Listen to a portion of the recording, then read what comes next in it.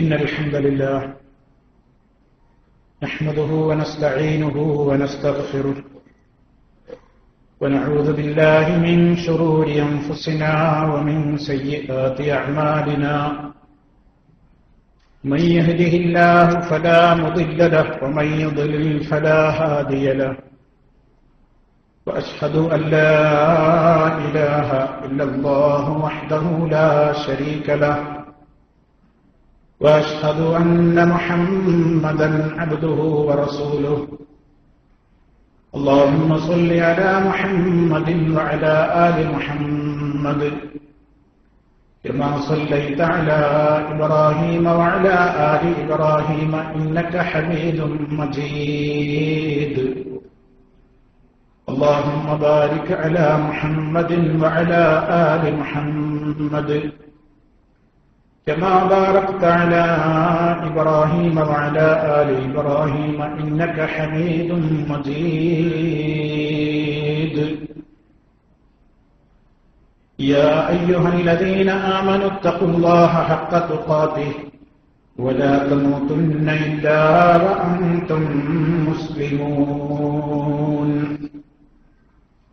أما بعد فإن خير الكلام كلام الله وخير الهدي هدي محمد صلى الله عليه وسلم وشر الأمور محدثاتها وكل محدثة بدعة وكل بدعة ضلالة وكل ضلالة في النار أعوذ بالله من الشيطان الرجيم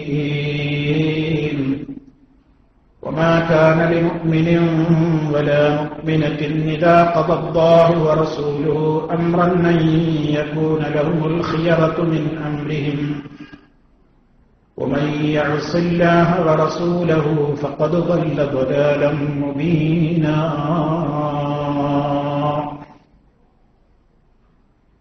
സ്നേഹമുള്ള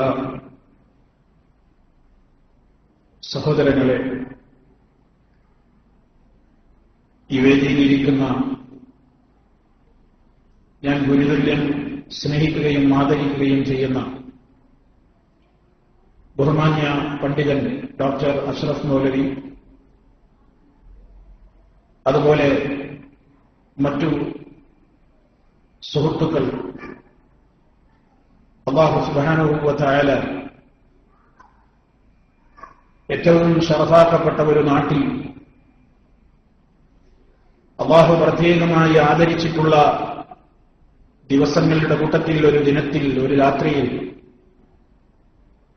ഇവിടെ സംഗമിക്കുവാൻ നമ്മെ തെരഞ്ഞെടുത്തിരിക്കുകയാണ്. അല്ലാഹു സ്വീകരിക്കുമാറാകട്ടെ.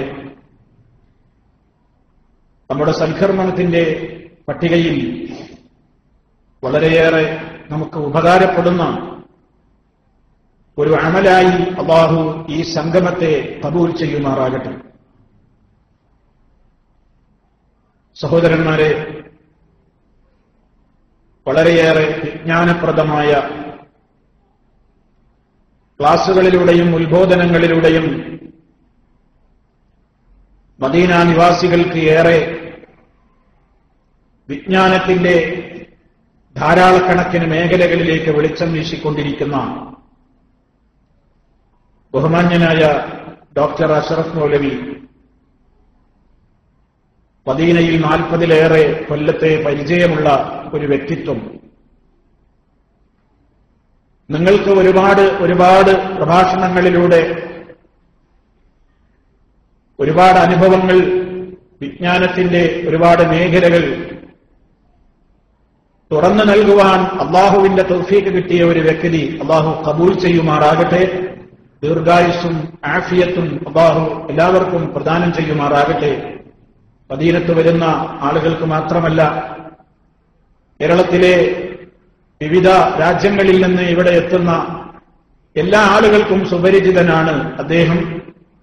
ഇനിയും ഒരുപാട് ആളുകൾക്ക് ഇസ്ലാമികമായ കാര്യങ്ങൾ കൂടുതൽ പകർന്നു നൽകുവാനുള്ള അറിവും അതുപോലെ തന്നെ അതിനുള്ള പ്രത്യേകമായ തൗഫീഖും അല്ലാഹു അദ്ദേഹത്തിനും നമുക്കെല്ലാവർക്കും പ്രദാനം ചെയ്യുമാറാകട്ടെ എന്ന് ആമുഖമായി ദുആ ചെയ്യുകയാണ്. അല്ലാഹു ഇൽമിന് സേവനം ചെയ്യുന്ന എല്ലാവർക്കും ഇൽമ് കൂടുതൽ കൂടുതൽ വർദ്ധിപ്പിച്ചു കൊടുക്കുകയും ആ ഇൽമിനെ സമൂഹത്തിന്റെ മുമ്പിലേക്ക് പകർന്നു കൊടുക്കുവാനുള്ള ഇഖ്ലാസ് പ്രദാനം ചെയ്തുകൊണ്ട് അല്ലാഹുവിന്റെ വലിയ സഹായം ആ മേഖലയിൽ അല്ലാഹു ധാരാളക്കണക്കിന് വർഷിച്ചുകൊണ്ടിരിക്കുമാറാകട്ടെ. സഹോദരന്മാരെ, അല്ലാഹു സുബ്ഹാനഹു വ തആലയുടെ വലിയ തൗഫീഖ് മുഖേന പരിശുദ്ധമായ ഹജ്ജ് കർമ്മം നിർവഹിക്കുവാൻ വേണ്ടി ഇവിടെ എത്തിയ ഒരു സംഘത്തിലെ അംഗം എന്ന നിലക്ക് എന്റെ കൂടെയുള്ള കുറെ സഹോദരങ്ങൾ ഈ വേദിയിലുണ്ട്. അതുപോലെ തന്നെ മദീന നിവാസികളായ ഇവിടെ ഒരുപാട് കാലമായി ജോലി ചെയ്തുകൊണ്ടിരിക്കുന്ന പരിചയമുള്ളവരും അല്ലാത്തവരുമായ ഒരുപാട് ആളുകൾ എന്റെ മുമ്പിൽ ഇരിക്കുന്നുണ്ട്. നമ്മെ ഒരുമിപ്പിച്ചിരുത്തുന്നത് കുടുംബ ബന്ധങ്ങളോ രക്തബന്ധങ്ങളോ അല്ല. ഈ രാജ്യത്തേക്ക് മക്കയിൽ നിന്ന് ഹിജറ വന്ന മുഹാജിറുകളായ ആളുകൾ,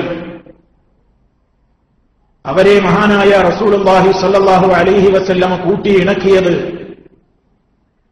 രക്തബന്ധത്തിന്റെയും അതല്ലെങ്കിൽ വിവാഹബന്ധത്തിന്റെയും പേരിലായിരുന്നില്ല. ആദർശത്തിന് വേണ്ടി നാടും വീടും വിട്ട് മദീനയിലേക്ക് പ്രയാസം സഹിച്ചുകൊണ്ട് എത്തിച്ചേർന്ന സഹാബാക്കളെ ലാ ഇലാഹ ഇല്ലല്ലാഹ് മുഹമ്മദുർ റസൂലുള്ളാഹ് എന്ന ആദർശത്തിന്റെ കൃത്യമായ മേഖലയിലൂടെ നബി സല്ലല്ലാഹു അലൈഹി വസല്ലം ഒരുമിച്ച് കൂട്ടി അവർക്കിടയിൽ സ്നേഹവും സൗഹാർദ്ദവും ഐക്യവും രഞ്ജിപ്പും സഹകരണത്തിന്റേതായ കവാടങ്ങളും തുറന്നുവെക്കുകയായിരുന്നു. അതാണ് ഇന്നും മദീനയിൽ സംഭവിച്ചുകൊണ്ടിരിക്കുന്നത്. നാം ഒരുമിച്ചിരിക്കുന്നു, കാര്യങ്ങൾ കേൾക്കുന്നു, പഠിക്കുന്നു, മനസ്സിലാക്കുന്നു. അല്ലാഹുവിന്റെ വജ്ഹ് ഉദ്ദേശിച്ചുകൊണ്ട്, അല്ലാഹുവിങ്കിൽ നിന്നുള്ള പ്രതിഫലം മോഹിച്ചുകൊണ്ട് നമ്മൾ ചെലവഴിക്കുന്ന ഓരോ മിനിറ്റുകളും മണിക്കൂറുകളും അല്ലാഹുവിന്റെ അടുക്കൽ നമുക്ക് ഏറ്റവും പ്രയോജനപ്പെടണം എന്ന് പ്രാർത്ഥിച്ചുകൊണ്ട് അതൊരു സൽക്കർമ്മമായി അല്ലാഹു സ്വീകരിക്കണേ എന്ന മനസ്ഥിതിയോടുകൂടി നമ്മളിവിടെ കഴിച്ചുകൂട്ടിക്കൊണ്ടിരിക്കുകയാണ്. പരിശുദ്ധമായ ഒരു മാസത്തിന്റെ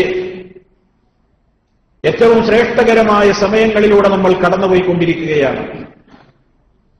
അല്ലാഹുവിലേക്ക് ഏറ്റവും കൂടുതൽ ഇഷ്ടപ്പെട്ട സൽക്കർമ്മങ്ങൾക്ക് ഏറ്റവും കൂടുതൽ റബ്ബിന് ഇഷ്ടപ്പെട്ട ദിനരാത്രങ്ങളുള്ള 10 ദിവസങ്ങൾ, ദുൽഹജ്ജ് മാസത്തിലെ ആദ്യത്തെ 10 ദിവസങ്ങൾ,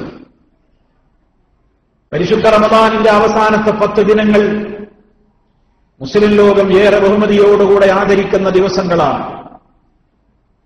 മഹാനായ ശൈഖുൽ ഇസ്ലാം ഇബ്നു തൈമിയ്യ റഹിമഹുല്ലാഹ് ഈ 10 ദിവസങ്ങളെയും മഹാനവറുകൾ വിശദീകരിച്ചപ്പോൾ ലൈലത്തുൽ ഖദറുള്ള ആ 10 ദിവസത്തിലെ ഒരു രാത്രിക്ക് ഏറ്റവും കൂടുതൽ പ്രാധാന്യമുള്ളതുകൊണ്ട് ആ 10 ദിവസങ്ങളും വളരെയേറെ പ്രാധാന്യമുള്ളതായി ഖദറിന്റെ രാത്രി ആ 10 ദിവസങ്ങളിൽ പ്രതീക്ഷിക്കുന്നു എന്നതിനാൽ. എന്നാൽ ദുൽഹജ്ജ് 10 ദിവസങ്ങൾ, ആദ്യത്തെ 10 ദിനങ്ങൾ, അതിൽ പരമപ്രധാനമായ ദുൽഹജ്ജ് 9 അന്ന് നടക്കുന്ന അറഫാത്തിലെ മഹാസംഗമം. അറഫാ ദിനം പകലുകളിൽ വെച്ച് ഏറ്റവും ശ്രേഷ്ഠകരമായ ഒരു പകൽ, അല്ലാഹുവിന് ഏറെ ഇഷ്ടപ്പെട്ട സമയം, ശൈത്താൻ വല്ലാതെ വിഷമിക്കുന്ന ദിവസം. കാരണം ശൈത്താന് ഏറ്റവും കൂടുതൽ വെറുപ്പുള്ള ആദർശത്തിന്റെ പ്രഖ്യാപനമാണെന്ന് ലോക മുസ്ലിമീങ്ങൾ ആ ദിവസത്തിൽ അറഫാത്തിൽ വെച്ച് മുഴക്കിക്കൊണ്ടിരിക്കുന്നത്. ലാ ഇലാഹ ഇല്ലല്ലാഹ്, ഏറ്റവും ശ്രേഷ്ഠകരമായ അറഫാ ദിനത്തിൽ ഏറ്റവും ശ്രേഷ്ഠകരമായ ദിക്ർ ലാ ഇലാഹ ഇല്ലല്ലാഹ് വഹ്ദഹു ലാ ശരീക ലഹ് ലഹുൽ മുൽക്ക് വലഹുൽ ഹംദ് വഹുവ അലാ കുല്ലി ശൈഇൻ ഖദീർ. ശൈത്താൻ അത് സഹിക്കൂല. കാരണം മനുഷ്യനെ വിവിധങ്ങളായ ന്യായങ്ങൾ പറഞ്ഞുകൊണ്ട് ശിർക്കിന്റെ ചെളിക്കുണ്ടിലേക്ക് കൊണ്ടുപോകാനാണ് ശൈത്താൻ ശ്രമിച്ചുകൊണ്ടിരിക്കുന്നത്. അവൻ അതിനു വേണ്ടിയുള്ള ദുർന്യായങ്ങൾ മെനഞ്ഞുകൊണ്ടിരിക്കുകയാണ്.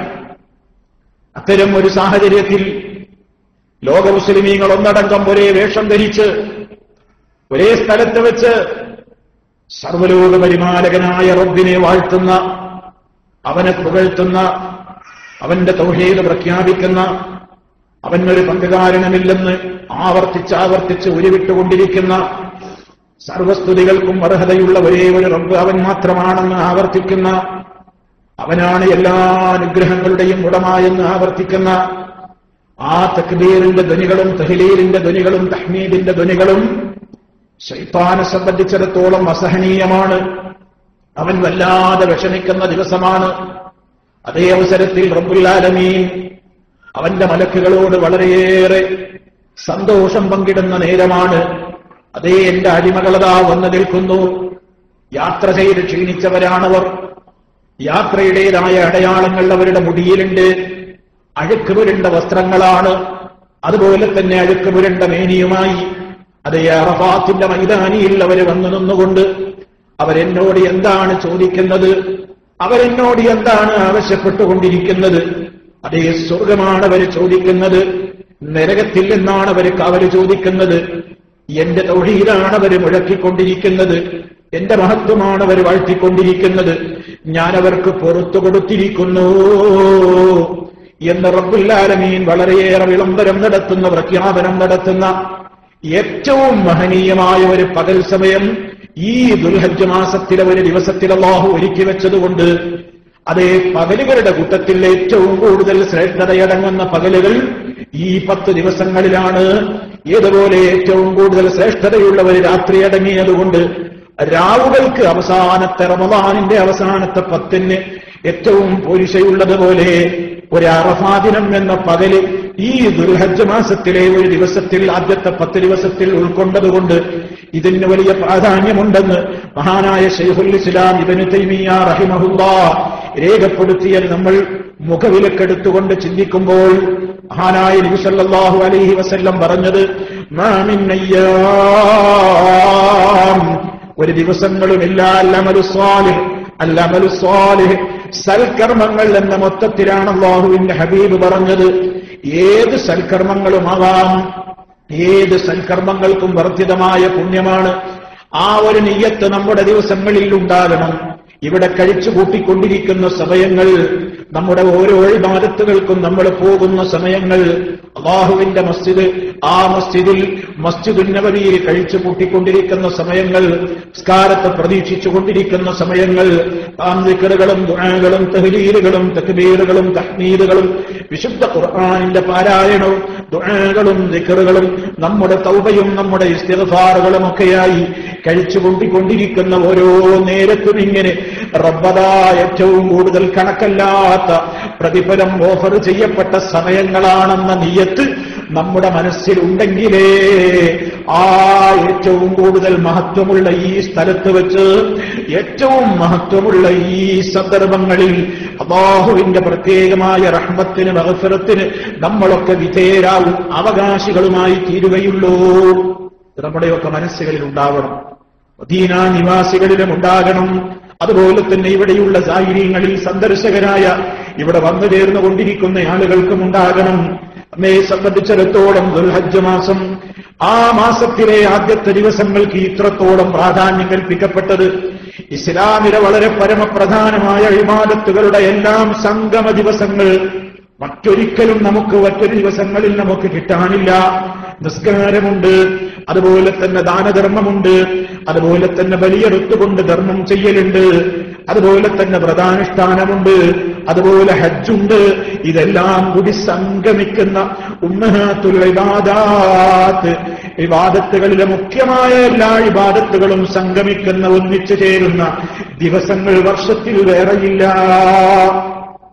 അതാണ് ഇതിന്റെ ഏറ്റവും വലിയ മഹത്വം. അത്രത്തോളം ഒരു മഹത്വമുണ്ട്. പക്ഷേ നമ്മുടെ മുസ്ലിം സമുദായം അടുത്ത കാലത്താണ് ദുൽഹജ്ജിലെ ആദ്യത്തെ 10 ഒരു പ്രത്യേകത ഉണ്ടെന്ന് മനസ്സിലാക്കി തുടങ്ങിയത് തന്നെ. ആളുകള് നിങ്ങളൊന്ന് ചിന്തിച്ചു നോക്കുക, നമ്മളൊക്കെ നാടുകളിൽ ദുൽഹജ്ജിലെ ആദ്യത്തെ 10 ദിവസങ്ങൾ ഇത്ര പ്രാധാന്യമുണ്ട് എന്ന് മലയാളി മുസ്ലിമീങ്ങൾക്ക് അറിഞ്ഞുകൂടായിരുന്നു. ആകെ ഒരു അറഫാ നോമ്പെടുത്തെങ്കിലായി. ദുൽഹജ്ജിലെ ആദ്യത്തെ 10 ദിവസങ്ങൾ ഇത്ര റമളാനിലെ അവസാനത്തെ 10 പോലെ ഇങ്ങനെ പ്രാധാന്യപൂർവ്വം മുസ്ലിമീങ്ങൾ കൊണ്ടു നടക്കേണ്ടുന്ന, ശ്രദ്ധിക്കേണ്ടുന്ന രാത്രികളാണതല്ലെങ്കിൽ പകലുകളാണെന്ന ബോധം സമുദായത്തിന് പലപ്പോഴും അറിവ് പലപ്പോഴും ലഭ്യമാകാതെ പോയപ്പോൾ നഷ്ടപ്പെട്ടു പോയതാണ്. അൽഹംദുലില്ലാഹ് എന്ന് പഠിക്കുവാനുള്ള പല രൂപത്തിലുള്ള സംരംഭങ്ങളും അതുപോലെയുള്ള കാര്യങ്ങളിലേക്കുമൊക്കെ ആളുകൾ ആവേശം കാണിക്കാൻ തുടങ്ങിയപ്പോൾ അല്ലാഹുവിന്റെ തൗഫീഖോടുകൂടി നല്ല നല്ല കാര്യങ്ങൾ അവർ മനസ്സിലാക്കിക്കൊണ്ടിരിക്കുന്നു. നമ്മെ സംബന്ധിച്ചിടത്തോളം ഈ മാസത്തിൽ ഒരു മുസ്ലിം അതാവൻ ഹജ്ജ് ചെയ്തവനാണെങ്കിലും ചെയ്യാത്തവനാണെങ്കിലും, ഹജ്ജിന് വന്നവനാണെങ്കിലും അല്ലാത്തവനാണെങ്കിലും, മുമ്പ് ചെയ്തവനാണെങ്കിലും ഇനി ഹജ്ജിനെ പ്രതീക്ഷിച്ചു കൊണ്ടിരിക്കുന്നവരാണെങ്കിലും, ഈ പരിശുദ്ധമായ കർമ്മം ലോക മുസ്ലിമീങ്ങൾക്ക് അവരുടെ ജീവിതത്തിന്റെ ടൈം ടേബിൾ കൃത്യമായി നിർണയിച്ചു കൊടുക്കുന്നു. ഹജ്ജ് കൊണ്ടുള്ള മെച്ചം അതാണ്. ആജിമാര് പഠിച്ച് മനസ്സിലാക്കേണ്ടത്, എല്ലാ ആളുകളും മനസ്സിലാക്കേണ്ടത്, ഒരു ഹജ്ജ് എന്ന് പറയുന്ന മഹത്തായ കർമ്മത്തിലൂടെ ലോക മുസ്ലിമീങ്ങൾ നേടിയെടുക്കേണ്ടുന്ന വലിയ ചില സന്ദേശങ്ങളുണ്ട്. ആ സന്ദേശം എന്താണെന്ന് ചോദിച്ചാൽ, ഒരാൾ ഇസ്ലാമിലേക്ക് കടന്നു വരുമ്പോൾ അവൻ പ്രഖ്യാപിച്ചുകൊണ്ടിരിക്കുന്ന ആദർശത്തിന്റെ കൃത്യമായ രൂപത്തിലുള്ള മെസ്സേജ്, സന്ദേശമാണ് ഹജ്ജിലൂടെ മനുഷ്യന്മാർക്ക് നൽകപ്പെട്ടുകൊണ്ടിരിക്കുന്നത്. അഥവാ അശ്ഹദു അൻ ലാ ഇലാഹ ഇല്ലല്ലാഹ് വ അശ്ഹദു അന്ന മുഹമ്മദർ റസൂലുള്ളാഹ്. ആ കലിമത്തു തൗഹീദ്, അതല്ലെങ്കിൽ ഷഹാദത്ത് കലിമകളുടെ കൃത്യമായ പുലർച്ചയാണ് ഹജ്ജിലൂടെ മുസ്ലിമീങ്ങൾ പഠിക്കുന്നത്, മനസ്സിലാക്കുന്നത്. ഒന്നാമതായി അതാ ഹജ്ജ് നമുക്ക് നൽകുന്നത്, സർവലോക പരിപാലകനായ റബ്ബിനെ മാത്രമേ മനുഷ്യ നീ ആരാധിക്കാവൂ, ആ റബ്ബിനോട് മാത്രമേ നീ പ്രാർത്ഥിക്കാവൂ, ആ റബ്ബിന്റെ മുമ്പിലേ നീ വണക്കങ്ങൾ സമർപ്പിക്കാവൂ, ആ റബ്ബിനോട് മാത്രമേ നീ നിന്റെ ആത്യന്തികമായ കാര്യങ്ങൾക്ക് വേണ്ടി സഹായം ചോദിക്കാവൂ എന്ന ഏറ്റവും വലിയ തത്വമാണ് ഹജ്ജിലുടനീളം വിളംബരം ചെയ്യപ്പെടുന്നത്. ഹാജിമാര് മുഴക്കിക്കൊണ്ടിരിക്കുന്ന തൽബിയത്ത്, ലബ്ബൈക് അല്ലാഹുമ്മ ലബ്ബൈക്, അല്ലാഹുവേ നിന്റെ വിളിക്കുത്തരം ചെയ്തുകൊണ്ടിതാ നിന്റെ വിനീതനായ ദാസൻ നിന്റെ അടുക്കലേക്ക് ഇതാ വരുന്നു, നിന്റെ ഭവനത്തിന്റെ അടുക്കലേക്ക് വരുന്നു. നിനക്ക് യാതൊരു പങ്കാളിയുമില്ല, എല്ലാ സ്തുതികളും നിനക്ക് മാത്രമാണ്, എല്ലാ അനുഗ്രഹങ്ങളും നിന്നിൽ നിന്നാണ് എന്നിങ്ങനെ അവനെ പുകഴ്ത്തി വാഴ്ത്തിക്കൊണ്ടിരിക്കുകയാണ്.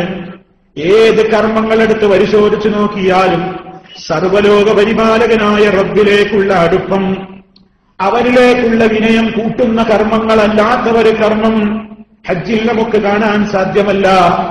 കാരണം ഈ ഒരു തൽബിയത്ത് ലോകത്തിന് പഠിപ്പിക്കപ്പെട്ടപ്പോൾ ആദ്യ കാലഘട്ടത്തിൽ വിശുദ്ധ കഅബാലയത്തിന്റെ സമീപത്തേക്ക് തവാഫ് ചെയ്താൻ വന്നിരുന്ന അറബികളായിരുന്ന ജനങ്ങൾ ചൊല്ലിയിരുന്ന ചില തൽബിയത്ത്, ലബ്ബൈക അല്ലാഹുമ്മ ലബ്ബൈക ലബ്ബൈക ലാ ശരീക ലക ഇല്ലാ ശരീകൻ ഹുവ ലക തംലികുഹു വമാ മലക എന്ന് പറഞ്ഞുകൊണ്ട് ശിർക്കിന്റെ തൽബിയത്ത് ചൊല്ലിയിരുന്ന ഒരു സമുദായം, നിനക്ക് ഒരു പങ്കാളിയുമില്ല അല്ലാഹ് എന്ന് തുടക്കത്തിൽ പറയുകയും പിന്നീട് നിനക്ക് ഒരു പങ്കാളിയുണ്ടെന്നും ആ പങ്കാളിക്കുള്ള കഴിവുകൾ മുഴുവനും നീ കൊടുത്തതാണ്, നീ കൊടുത്ത കഴിവുകളുള്ള ചില പങ്കാളികൾ ഞങ്ങൾക്കുണ്ട്, ആ പങ്കാളികളുടെ എല്ലാ കാര്യങ്ങളും നീ കൊടുത്തതാണ്, അവർക്ക് സ്വന്തമായിട്ടൊരു കഴിവുമുണ്ടെന്ന് ഞങ്ങൾ വിശ്വസിക്കുന്നില്ല, എല്ലാ കഴിവും നീ അവർക്ക് കൊടുത്തതുകൊണ്ട് ഞങ്ങൾ അവരോട് പ്രാർത്ഥിക്കുന്നുണ്ട്, നേർച്ച വഴിപാടർപ്പിക്കുന്നുണ്ട്, അവരുടെ പേരിൽ സത്യം ചെയ്യുന്നുണ്ട്, അവരെ വണങ്ങുന്നുണ്ട്, നമിക്കുന്നുണ്ട്, സുജൂദ് ചെയ്യുന്നുണ്ട്.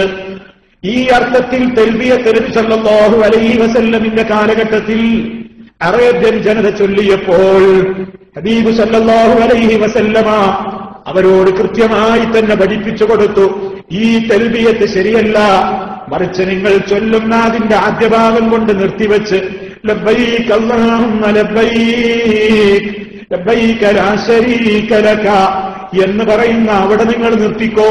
അതിന്റെ അപ്പുറം പറയുന്നത് റബ്ബ് പഠിപ്പിച്ചതല്ല, അത് ഇസ്ലാമിന്റെ ആദർശമല്ല, അത് റബ്ബ് പൊറുക്കുന്ന വാദവുമല്ല എന്ന് സമൂഹത്തോട് നബി സല്ലല്ലാഹു അലൈഹി വസല്ലം അറിയിച്ചു കൊടുത്തു. അങ്ങനെ ഒരു സമൂഹത്തെ നബി സല്ലല്ലാഹു അലൈഹി വസല്ലം ഈ മണ്ണിൽ വളർത്തി ഉണ്ടാക്കി, അവരുടെ മനസ്സിലുണ്ടായിരുന്ന ആ മോശപ്പെട്ട ചിന്തകളെ മാറ്റിക്കൊടുത്തു. റബ്ബ് മാത്രമാണ് എല്ലാത്തിനും കഴിവുള്ളവൻ, അവന്റെ കഴിവുകൾ അവൻ മറ്റൊരാൾക്കും വിട്ടുകൊടുത്തിട്ടില്ല, ഒരു സെക്കൻഡ് നേരത്തേക്ക് പോലും. സർവ ലോക പരിപാലകന്റെ ഒരു ഗുണങ്ങളും ഒരു സെക്കൻഡ് നേരത്തേക്ക് പോലും അവന്റെ ഏറ്റവും ഇഷ്ടപ്പെട്ട അടിമകൾക്ക് പോലും വിട്ടുകൊടുത്തിട്ടില്ല. അതുകൊണ്ട് തന്നെ അങ്ങനെ പറയാനേ പാടില്ല. റബ്ബിന്റെ കഴിവുകളുള്ള മറ്റുള്ള ആളുകളുണ്ടെന്നും ആ കഴിവുകളൊക്കെയും അവർക്ക് സ്വതന്ത്രമായി കിട്ടിയതല്ലെന്നും അല്ലാഹു അവർക്ക് കൊടുത്ത് അനുഗ്രഹിച്ചതുകൊണ്ട് അവർക്ക് കിട്ടിപ്പോയതാണെന്നുമൊക്കെയുള്ള നിങ്ങളുടെ വാദങ്ങൾ ഇസ്ലാമികമല്ലെന്നും അത് റബ്ബ് പൊറുക്കാത്ത വാദമാണെന്നും അവന്റെ ഗുണങ്ങൾ അവന്റേത് മാത്രമാണെന്നും ഒരു സമൂഹത്തിന്റെ മുമ്പിൽ കൃത്യവും വ്യക്തവുമായ തെളിവുകളിലൂടെ മഹാനായ നബി സല്ലല്ലാഹു അലൈഹി വസല്ലം പഠിപ്പിച്ചപ്പോൾ അതിലേക്കതാ ആത്മാർത്ഥതയുള്ള റബ്ബിന്റെ തൗഫീഖുള്ള ഹിദായത്ത് കിട്ടുവാൻ സൗഭാഗ്യമുള്ള മഹാന്മാരായ ഒരുപാട് ആളുകൾ ആ ആദർശത്തിലേക്ക് കടന്നു വന്നുകൊണ്ട് അവർ നിലനിന്നും ചില ആളുകൾക്കത് അതെന്താ ജീവിച്ചാലും കൊണ്ടുന്നതല്ല, ഏത് നാട്ടുകാരെന്നതുകൊണ്ട് ലഭ്യമാകുന്നതുമല്ല, ആരുടെ കൂടെ ജീവിച്ചു എന്നുള്ളത് കൊണ്ട് ലഭ്യമാകുന്നതുമല്ല. അർഹമുർ റഹീമീനായ റബ്ബ് അവന്റെ നൂറ് അള്ളയാണ് അവൻ ഉദ്ദേശിക്കുന്നവരുടെ ഹൃദയങ്ങളിലേക്ക് അവൻ ആ നൂറിട്ട് കൊടുത്താലല്ലാതെ ആർക്കും ഹിദായത്ത് കിട്ടില്ല.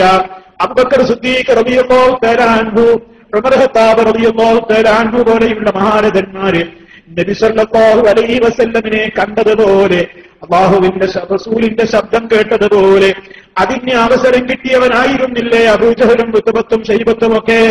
റസൂലുള്ളാഹിന്റെ ശബ്ദം കേൾക്കാൻ അവസരം കിട്ടിയവരായിരുന്നില്ലേ അബൂജഹലും അബൂലഹബും ഒക്കെ?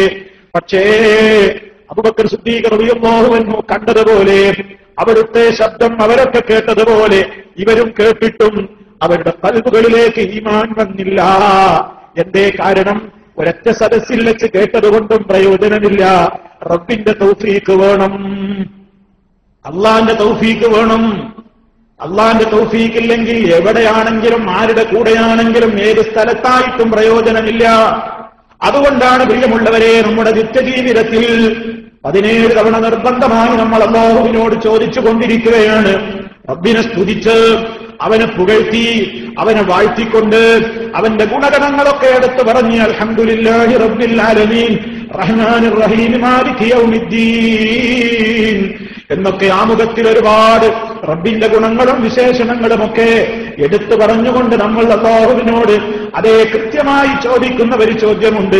ഇഹ്ദിനസ് സിറാത്തൽ മുസ്തഖീം, നേരായ വഴിയിലേക്ക് നീ ഞങ്ങളെ ചേർത്ത് തരണേ, ആ വഴിയിൽ തന്നെ ഉറപ്പിച്ചു തരണേ.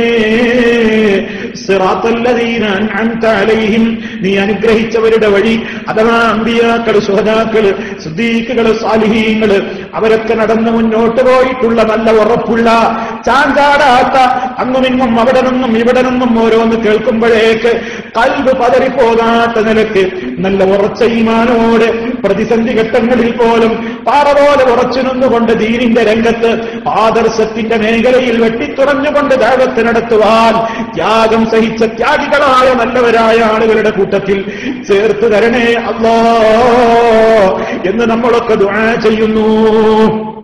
ഉടനെ തന്നെ പറയുന്നുണ്ട് ഗൈറിൽ മഗ്ദൂബി അലൈഹിം വലദ്ദാലീൻ, അല്ലാഹുവിന്റെ ശാപകോപങ്ങൾക്ക് വിധേയരായ യഹൂദികളുണ്ട്, നസറാനികളുണ്ട്.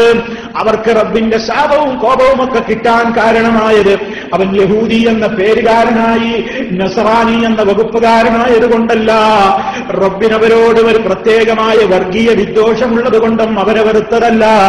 മറിച്ച് യഹൂദിയുടെ കയ്യിരിപ്പ് മോശമായിരുന്നു, നസറാനിയുടെ വിശ്വാസം മോശമായിരുന്നു. അവർക്ക് അല്ലാഹു അവതരിപ്പിച്ചു കൊടുത്ത തൗറാത്തിലും ഇഞ്ചീലിലും അത് വായിച്ചിട്ട് അവനവന്റെ താല്പര്യത്തിന് യോജിക്കാത്തതെന്നും മാറ്റിവെച്ച് ജീവിതത്തെ തന്നിഷ്ടത്തിലൂടെ കൊണ്ടുപോയപ്പോൾ അള്ളാഹ് അവരെ ശപിക്കുകയാണ്. റബ്ബിന്റെ ശാപകോപങ്ങൾ അവർക്ക് ലഭ്യമാവുകയാണ്. അവർക്ക് അല്ലാഹുവിന്റെ ശാപം കിട്ടുവാനും അവർ കോപിക്കപ്പെടുവാനുമുള്ള ഒരുപാട് കാരണങ്ങൾ പരിശുദ്ധ ഖുർആൻ നിരത്തി വച്ചിട്ടുണ്ട്. അതൊക്കെ ഗൈരിൽ മഗ്ദൂബി അലൈഹിം വലദ്ദാലീൻ എന്ന് പ്രാർത്ഥിക്കുന്ന സമയത്ത് നമ്മുടെ മനസ്സിലേക്ക് മിന്നി മറയണം. യഹൂദിക്ക് അല്ലാഹുവിന്റെ കോപം കിട്ടാൻ ചില കാരണങ്ങളുണ്ട്, നസറാനിക്ക് അല്ലാഹുവിന്റെ കോപം കിട്ടാൻ ചില കാരണങ്ങളുണ്ട്. പല കാരണങ്ങൾ പറഞ്ഞിട്ടുണ്ട്. സല്ലല്ലാഹു അലൈഹി വസല്ലമിന്റെ വഫാത്തിന്റെ അടുത്ത ദിവസങ്ങളിൽ പോലും അവിടുന്ന് പറഞ്ഞില്ലേ, ലഅനത്തുല്ലാഹി അലൽ യഹൂദി വന്നസാറാ ഇത്തഖദൂ ഖുബൂറ അൻബിയാഇഹിം മസാജിദ്. യഹൂദി നസറാനികളുടെ മേൽ അല്ലാഹുവിന്റെ ശാപമുണ്ടാകട്ടെ. അവരിലെ പുണ്യാളന്മാരുടെ അമ്പിയാക്കളുടെ ഖബറുകളെ അവരെ ആരാധനാ സ്ഥലങ്ങളാക്കി, മസ്ജിദുകളാക്കി, ആ നിലക്കുള്ള ആരാധനാ കേന്ദ്രങ്ങളാക്കി മാറ്റിയതിന്റെ പേരിൽ നബി സല്ലല്ലാഹു അലൈഹി വസല്ലമ ഈ സമൂഹത്തോട് പറയുന്നു, അലാ അറിയണേ സമൂഹമേ, ഫഇന്നീ അൻഹാകും അൻ ദാലിക, അക്കാര്യത്തെ തൊട്ട് ഞാൻ നിങ്ങളോടും വിരോധിക്കുന്നു, വിലക്കുന്നു.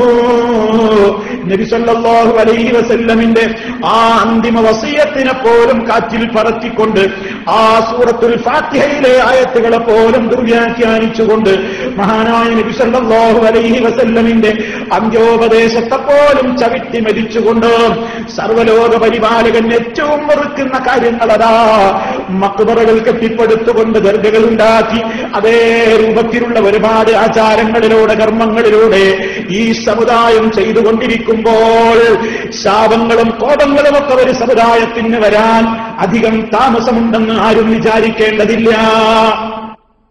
ശാപവും കോപവും ഒരു വിഭാഗത്തിന് കിട്ടാൻ കാരണമായത് ഈ ഉമ്മത്തിലും ഉണ്ടായാൽ അതിവിടെയും ആവർത്തിക്കുമെന്നാണ് ഇസ്ലാം നമുക്കതിലൂടെ നൽകുന്ന പാഠം. ഇത് നമ്മൾ ദുആ ചെയ്തുകൊണ്ടിരിക്കുകയാണ്, അല്ലാഹുവിനോട് നമ്മൾ പ്രാർത്ഥിച്ചുകൊണ്ടിരിക്കുകയാണ്. അല്ലാഹുവേ, യഹൂദിയും നസ്രാനിയും ഒക്കെ ശാപകോപത്തിന് വിധേയരായ ഒരുപാട് കാര്യങ്ങളുണ്ട്, അതൊക്കെ മുസ്ലിമീങ്ങൾ പഠിക്കണം. സൂറത്തുൽ ഫാത്തിഹ ഇങ്ങനെ ഓടിപ്പോയാ പോലെ സുഹൃത്തുക്കളെ, എന്തേ യഹൂദിക്ക് അല്ലാഹുവിന്റെ കോപം കിട്ടാൻ കാരണം, എന്തേ നസ്രാനി പഴിച്ചു പോകാൻ കാരണം, അതിന് ഖുർആനും ഹദീസും നിരത്തുന്ന ഒരുപാട് കാരണങ്ങളുണ്ട്. ആ കാരണങ്ങളെങ്ങാനും മുസ്ലിം സമുദായത്തിലെ മെമ്പർമാരിലും വന്നാൽ അതേ ലഅനത്ത്, അതേ റബ്ബിന്റെ ഗളബ്, അതേ റബ്ബിന്റെ ദില്ലത്ത്, അതേ റബ്ബിന്റെ എല്ലാ രൂപത്തിലുള്ള ശിക്ഷയും ഈ സമുദായത്തിലെ മെമ്പർമാരിലും വന്നുകൊണ്ടിരിക്കും, തീർച്ചയാകുന്നു. അതിനാ നിരന്തരം നമ്മൾ അള്ളാഹിനോട് പ്രാർത്ഥിച്ചുകൊണ്ടിരിക്കുന്നത്, അല്ലാഹ് അത്തരത്തിലുള്ള ഒരു ടീമിലും ഞാൻ പെട്ടുപോകരുതേ, അതിൽ ഞാൻ പെട്ടുപോകരുതേ. യഹൂദി നസറാനി അവർക്ക് ശാപകോപം കിട്ടാൻ ഒരു കാരണം ഉണ്ടായിട്ടുണ്ട് മുസ്ലിമീങ്ങളെ. ഖബർ കെട്ടിപ്പടുക്കലും ഖബറുകൾ പൂജ നടത്തലും മാത്രമല്ല, തൗറാത്ത് വായിച്ചിട്ട് നിങ്ങൾ മനസ്സിലാക്കണം, നമ്മൾ ഖുർആൻ കൊണ്ട് അനുഗ്രഹീതരായ സമൂഹമാണ്. നമ്മെക്കുറിച്ച് നമ്മൾ ചിന്തിക്കണം. ആ തൗറാത്ത് നൽകപ്പെട്ട സമൂഹം തൗറാത്ത് വായിച്ചിട്ട് അവരെന്ത് ചെയ്തു? നമ്മൾ ഖുർആനുമായി സ്വീകരിക്കുന്ന സമീപനവും അതുമായിട്ടൊന്ന് തട്ടിച്ച് നിങ്ങൾ നോക്കണം. തൗറാത്ത് വായിച്ച യഹൂദി എന്ത് ചെയ്യുന്നു? അവന് ഇഷ്ടപ്പെട്ടത് അവൻ വിശ്വസിക്കുന്നു, അവന് അനിഷ്ടകരമായതിനെ അവൻ മാറ്റിവെക്കുന്നു. വിശുദ്ധ ഖുർആൻ ഇത് ഗൗരവത്തോടുകൂടെ അവരോട് ചോദ്യം ചെയ്തു, അഫതുഅ്മിനൂന ബിബഅദിൽ കിതാബ് വതക്ഫുറൂന ബിബഅദിൻ, അഫതുഅ്മിനൂന ബിബഅദിൽ കിതാബി, വേദഗ്രന്ഥത്തിന്റെ ചിലത് നിങ്ങൾ വിശ്വസിക്കുന്നുവോ? വതക്ഫുറൂന ബിബഅദിൻ, ചിലതിനെ നിങ്ങൾ അവിശ്വസിക്കുകയും ചെയ്യുന്നുവോ?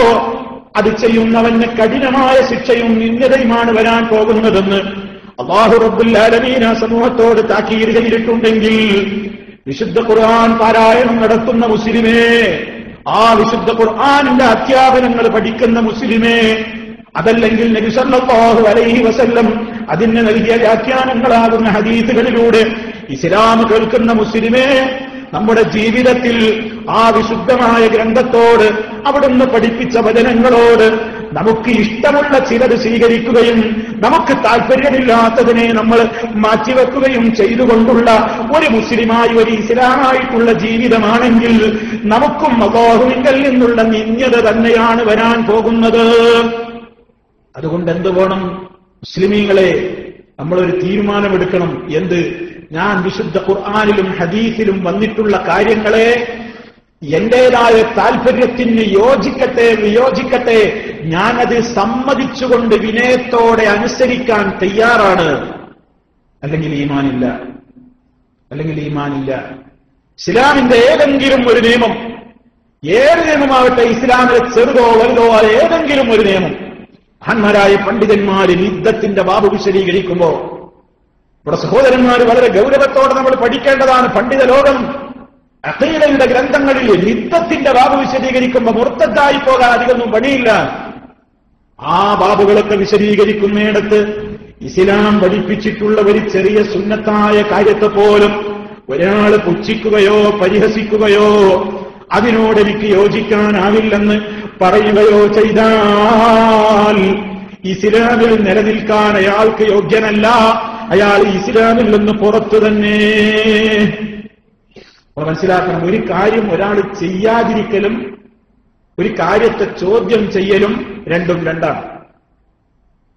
ളുഹറിന്റെ മുമ്പ് 4 റക്അത്ത് സുന്നത്ത് നിസ്കരിക്കാൻ നബി സല്ലല്ലാഹു അലൈഹി വസല്ലം പഠിപ്പിച്ചതാണ്. ഓ മുസ്ലിമീങ്ങളെ, ദിനേന 12 റക്അത്ത് സുന്നത്ത് നിസ്കരിക്കുന്നവർക്ക് ഫർളുകളുമായി ബന്ധപ്പെട്ടുകൊണ്ടുള്ള റവാത്തിബ് സുന്നത്തുകൾ 12 റക്അത്ത് ഒരാൾ സ്ഥിരമായി കൊണ്ടു നടക്കുന്നുവെങ്കിൽ അവന് സ്വർഗത്തിൽ അല്ലാഹു തആല പ്രത്യേകമായ ഒരു ഭവനം പണിയുന്നുണ്ടെന്ന് നബി സല്ലല്ലാഹു അലൈഹി വസല്ലം പറഞ്ഞിട്ടുണ്ടല്ലോ. നമ്മൾ ശ്രദ്ധിക്കാറുണ്ടോ? നാം സുന്നത്തുകളുടെ കാര്യത്തിൽ വീഴ്ച വരുത്താറുണ്ടോ? അതെ, ഞാൻ പറഞ്ഞു വരുന്നത് ആ കൂട്ടത്തിൽ എണ്ണപ്പെട്ടതാണ് ളുഹറിന്റെ മുമ്പുള്ളവർ 4 റക്അത്ത് സുന്നത്ത്. ഒരാളതൊരു ദിവസം നിസ്കരിച്ചില്ലെങ്കിൽ അതൊരു തെറ്റല്ല, അയാൾക്ക് ആ നിസ്കരിച്ചതിന്റെ പുണ്യം കിട്ടിയില്ല എന്നേയുള്ളൂ. അതേ അവസരത്തിൽ ഒരാൾ പറയുകയാണ്, ളുഹറിന്റെ മുമ്പ് ഒരു 4 റക്അത്ത് നിസ്കാരം അതെനിക്ക് സ്വീകാര്യമല്ല, അത് ഞാൻ അംഗീകരിക്കുന്നതല്ല, എനിക്കതിനോട് വ്യക്തിപരമായി വിയോജിപ്പാണെന്ന് ആരെങ്കിലും പറഞ്ഞാൽ ഇസ്ലാമിൽ നിന്നവൻ പുറത്തു തന്നെ. ഇതെല്ലാ മേഖലകളിലേക്കും നമ്മളാണ്ട് താരതമ്യം ചെയ്ത് പഠിക്കണം. അപ്പൊ നമുക്കൊരു ഈമാൻ, അവിടെ ഒരു ഈമാൻ വർദ്ധിക്കാനുണ്ട്. അതെന്താ? ഏത് നിയമങ്ങളോടും മുസ്ലിമിന്റെ മനസ്സിൽ വിനയം വേണം. ഹബീബ് കൊണ്ടുവന്ന ഏത് നിയമങ്ങളും, അതേത് നിയമങ്ങളാണെങ്കിലും അതെനിക്കൊരു പക്ഷേ അതിന്റെ തത്വം മനസ്സിലായെന്ന് വരാം, മനസ്സിലായില്ലെന്ന് വരാം. പഠിപ്പിക്കപ്പെട്ടത് മുഴുവനും അംഗീകരിക്കാൻ മനസ്സുണ്ടോ എന്ന ചോദ്യം, അത് മുസ്ലിമീങ്ങളോടുള്ള ചോദ്യമാണ്. ഇസ്ലാമാണോ, മുസ്ലിമാണോ, മുഅ്മിനാണോ മുഴുവൻ നീ അതാ കൃത്യമായി അംഗീകരിക്കാനും നിന്റെ കൃത്യമായ ജീവിതത്തിൽ അതിനോടുള്ള വിനീതമായ ഭാവം പ്രകടിപ്പിക്കാനും നീ തയ്യാറില്ലെങ്കിൽ സൂറത്തുൽ ബഖറയുടെ തുടക്കത്തിൽ തന്നെ അലിഫ് ലാം മീം ദാലികൽ കിതാബ് ലാ റൈബ ഫീഹി ഹുദൽ ലിൽ മുത്തഖീൻ എന്ന് പറഞ്ഞ് തുടങ്ങിയിട്ട് ആദ്യത്തെ ക്വാളിഫിക്കേഷൻ പറയുന്നത് അല്ലദീന യുഅ്മിനൂന ബിൽ ഗൈബ്. ഗൈബിൽ വിശ്വസിക്കൽ, മുഴുവനാണ് വിശ്വസിക്കണം.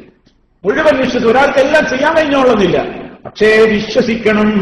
ചെയ്യാൻ കഴിയുന്നതേത് കഴിയാത്തതേതെന്ന് റബ്ബിനറിയാം. അവൻ കൽബറിയുന്ന രാജാവാണ്, അവൻ കൽബറിയുന്ന ഹാക്കിമാണ്, അവൻ ആലിമുൽ ഗൈബി വശഹാദയാണ്. നീതിയോടെ അടിമകളോട് ഇടപെടുന്ന ഒരു തരിമ്പ് പോലും പരലോകത്ത് വെച്ച് അതേ പ്രതിഫലം കൊടുക്കുന്ന ലോകത്ത് വെച്ച് വലാ യദ്ലിമു റബ്ബുക അഹദാ, നിന്റെ റബ്ബ് ഒരാളോടും അല്പം പോലും ദുൽമ കാണിക്കുകയില്ലെന്ന് പറയപ്പെടുന്ന ആ ഹാക്കിമായ ആദിലായ റബ്ബ്, ആ റബ്ബിനറിയാം ഓരോരുത്തരുടെയും കഴിവെത്രയാണ്, കഴിവുകേടെത്രയാണെന്ന്. പക്ഷേ അംഗീകരിക്കാൻ കഴിയുകണ്ടല്ലോ, അത് ഹൃദയത്തിലാണ് അതിന്റെ സ്ഥാനം. അത് മുഴുവനും അംഗീകരിച്ചോരണം. എന്ത് പഠിപ്പിക്കപ്പെട്ടോ അതിനോട് അച്ചടക്കം വേണം. അച്ചടക്കമാണ് പ്രിയപ്പെട്ട മുസ്ലിമേ ഈ സമുദായത്തിൽ നിന്ന് നഷ്ടപ്പെട്ടത്. അനുസരണ ബോധമാണ് ഈ സമുദായത്തിൽ നിന്ന് നഷ്ടപ്പെട്ടത്. ഹജ്ജിന്റെ ചടങ്ങുകൾ മുഴുവനെടുത്ത് പരിശോധിച്ചു നോക്കൂ. നമ്മുടെ കൽബിലതാ നാം നിലക്കൊള്ളുന്ന ആദർശത്തോടുള്ള കൃത്യമായ അനുസരണവും വിധേയത്വവും വലിയ രൂപത്തിലതാ നമുക്ക് പകർന്നു തരുന്ന കർമ്മങ്ങളല്ലേ മുഴുവനും കാണാൻ കഴിയുന്നത്.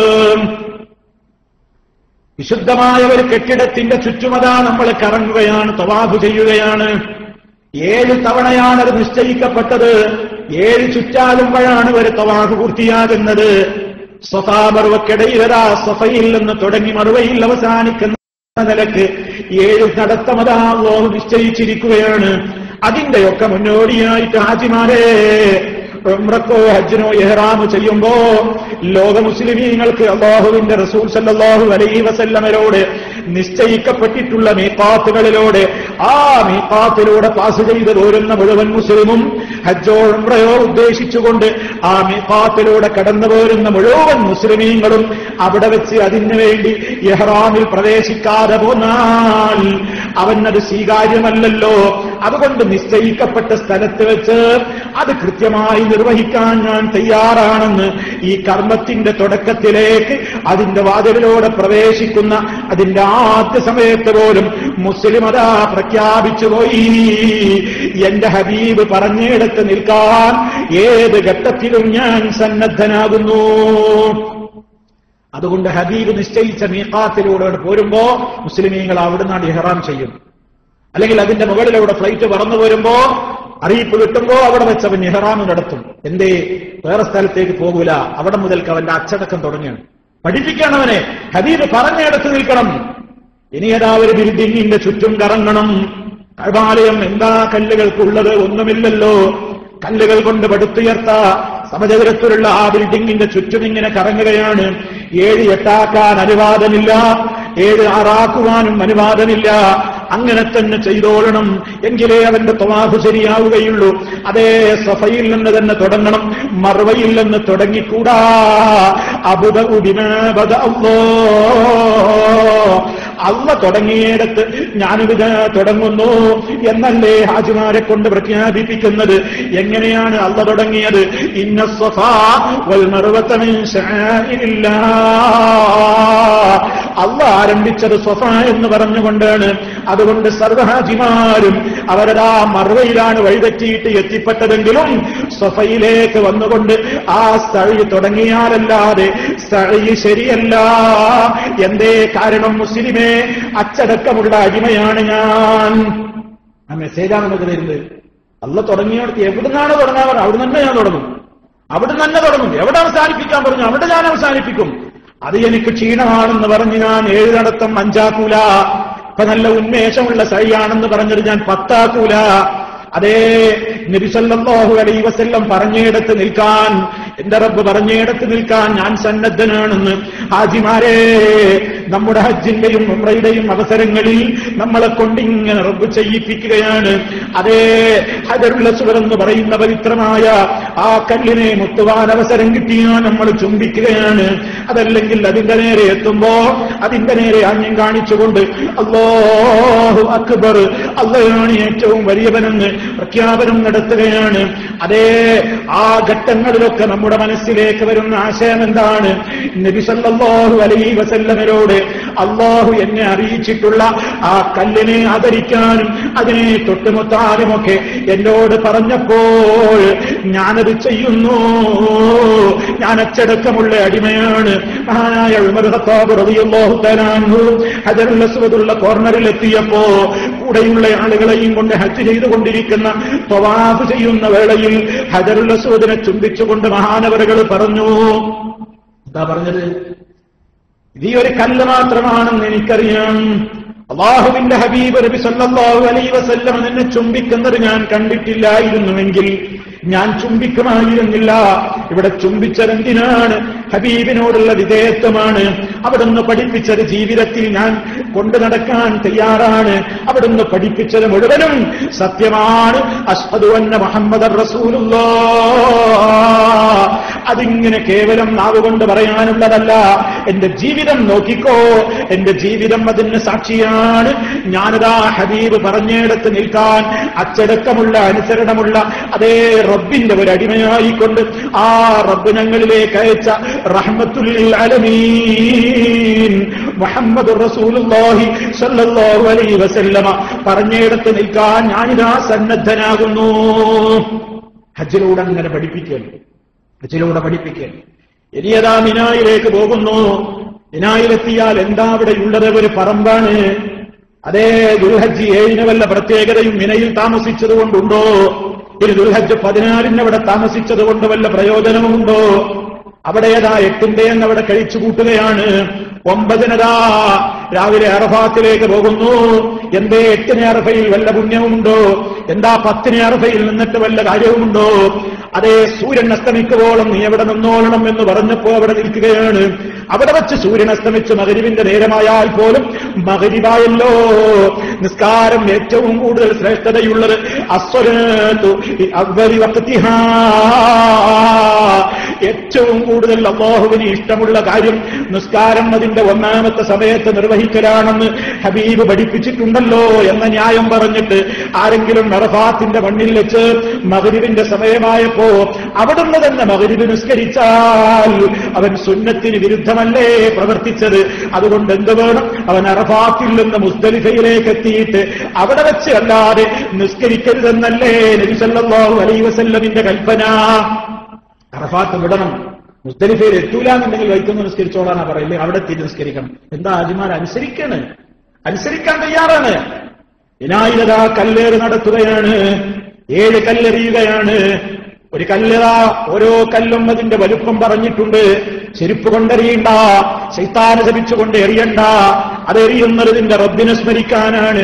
ബിസ്മില്ലാഹ്, റബ്ബിന്റെ നാമം ഓർത്തുകൊണ്ട് ഒരു കടലമണിയോളം വലുപ്പത്തിലുള്ള കല്ലുകൾ സല്ലല്ലാഹു അലൈഹി വസല്ലമിന്റെ സ്വഹാബത്തിന് നേതൃത്വം നൽകിക്കൊണ്ട് അവിടുന്ന് കല്ല് പെറുക്കി കൊണ്ടുവരാൻ പറഞ്ഞപ്പോ സ്വഹാബി കൊണ്ടുവന്ന കല്ലുകൾ കണ്ടപ്പോ അതേ ഇത് മതി എന്ന് പറഞ്ഞുകൊണ്ട് ഒരു കടലമണിയോളം വലിപ്പമുള്ള കല്ലുകൾ അതുകൊണ്ടെറിയാൻ വേണ്ടി പ്രോത്സാഹിപ്പിച്ച നബി സല്ലല്ലാഹു അലൈഹി വസല്ലമ അവിടുന്ന് ഈ ലോകത്തോട് പറഞ്ഞ സന്ദേശമതാ. ഹാജിമാരെ, നമ്മളതാ അതിന്റെ എണ്ണം 7 എണ്ണം അറിയാൻ പറയുമ്പോ 6 ആക്കി നമ്മൾ ചുരുക്കുന്നില്ല. പെറുക്കിയ കല്ലൊരു 10 എണ്ണം സ്റ്റോക്കുണ്ട്, അതുകൊണ്ട് പെറുക്കിയത് ഏതായാലും എറിഞ്ഞു തീർക്കട്ടെ എന്ന നീയത്തോടുകൂടി 7 എണ്ണം എറിയാൻ കടഞ്ഞെടുത്ത് 10 എണ്ണമോ 8 എണ്ണമോ നമ്മൾ എറിയാറില്ല. എന്താ കാരണം? ഞാൻ ദിവസവും പറഞ്ഞുകൊണ്ടിരിക്കുന്ന ആദർശത്തിനത് വിരുദ്ധമാണ്. അഷ്ഹദു അന്ന മുഹമ്മദർ റസൂലുള്ളാഹ്, മുഹമ്മദ് അല്ലാഹുവിന്റെ റസൂലാണെന്ന് സല്ലല്ലാഹു അലൈഹി വസല്ലം.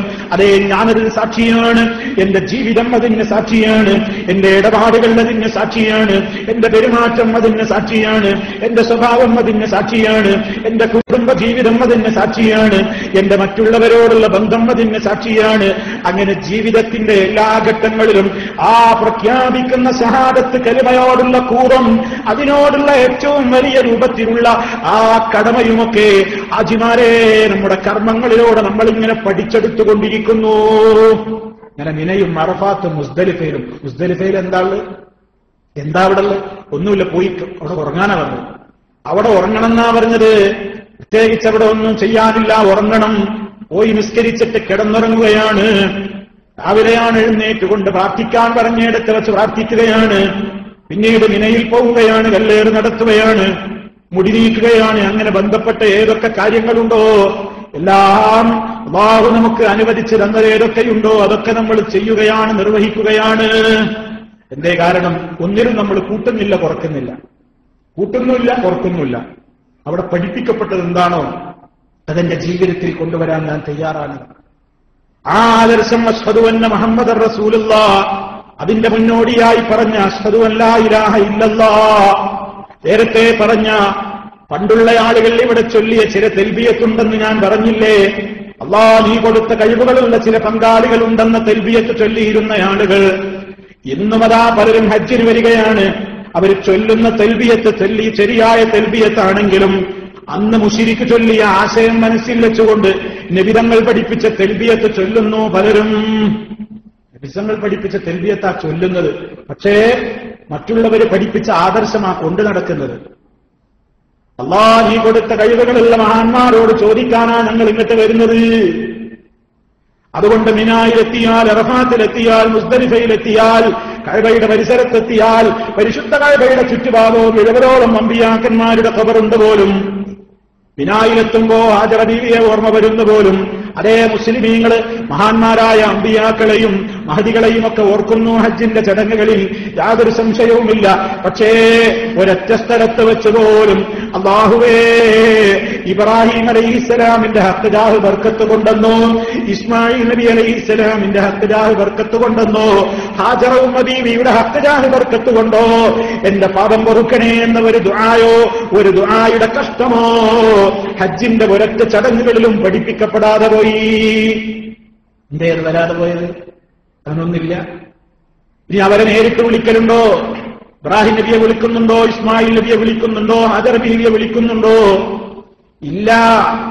എന്തേ അങ്ങനെ? അവരൊക്കെ റബ്ബിനോടാണ് പ്രാർത്ഥിച്ചത്.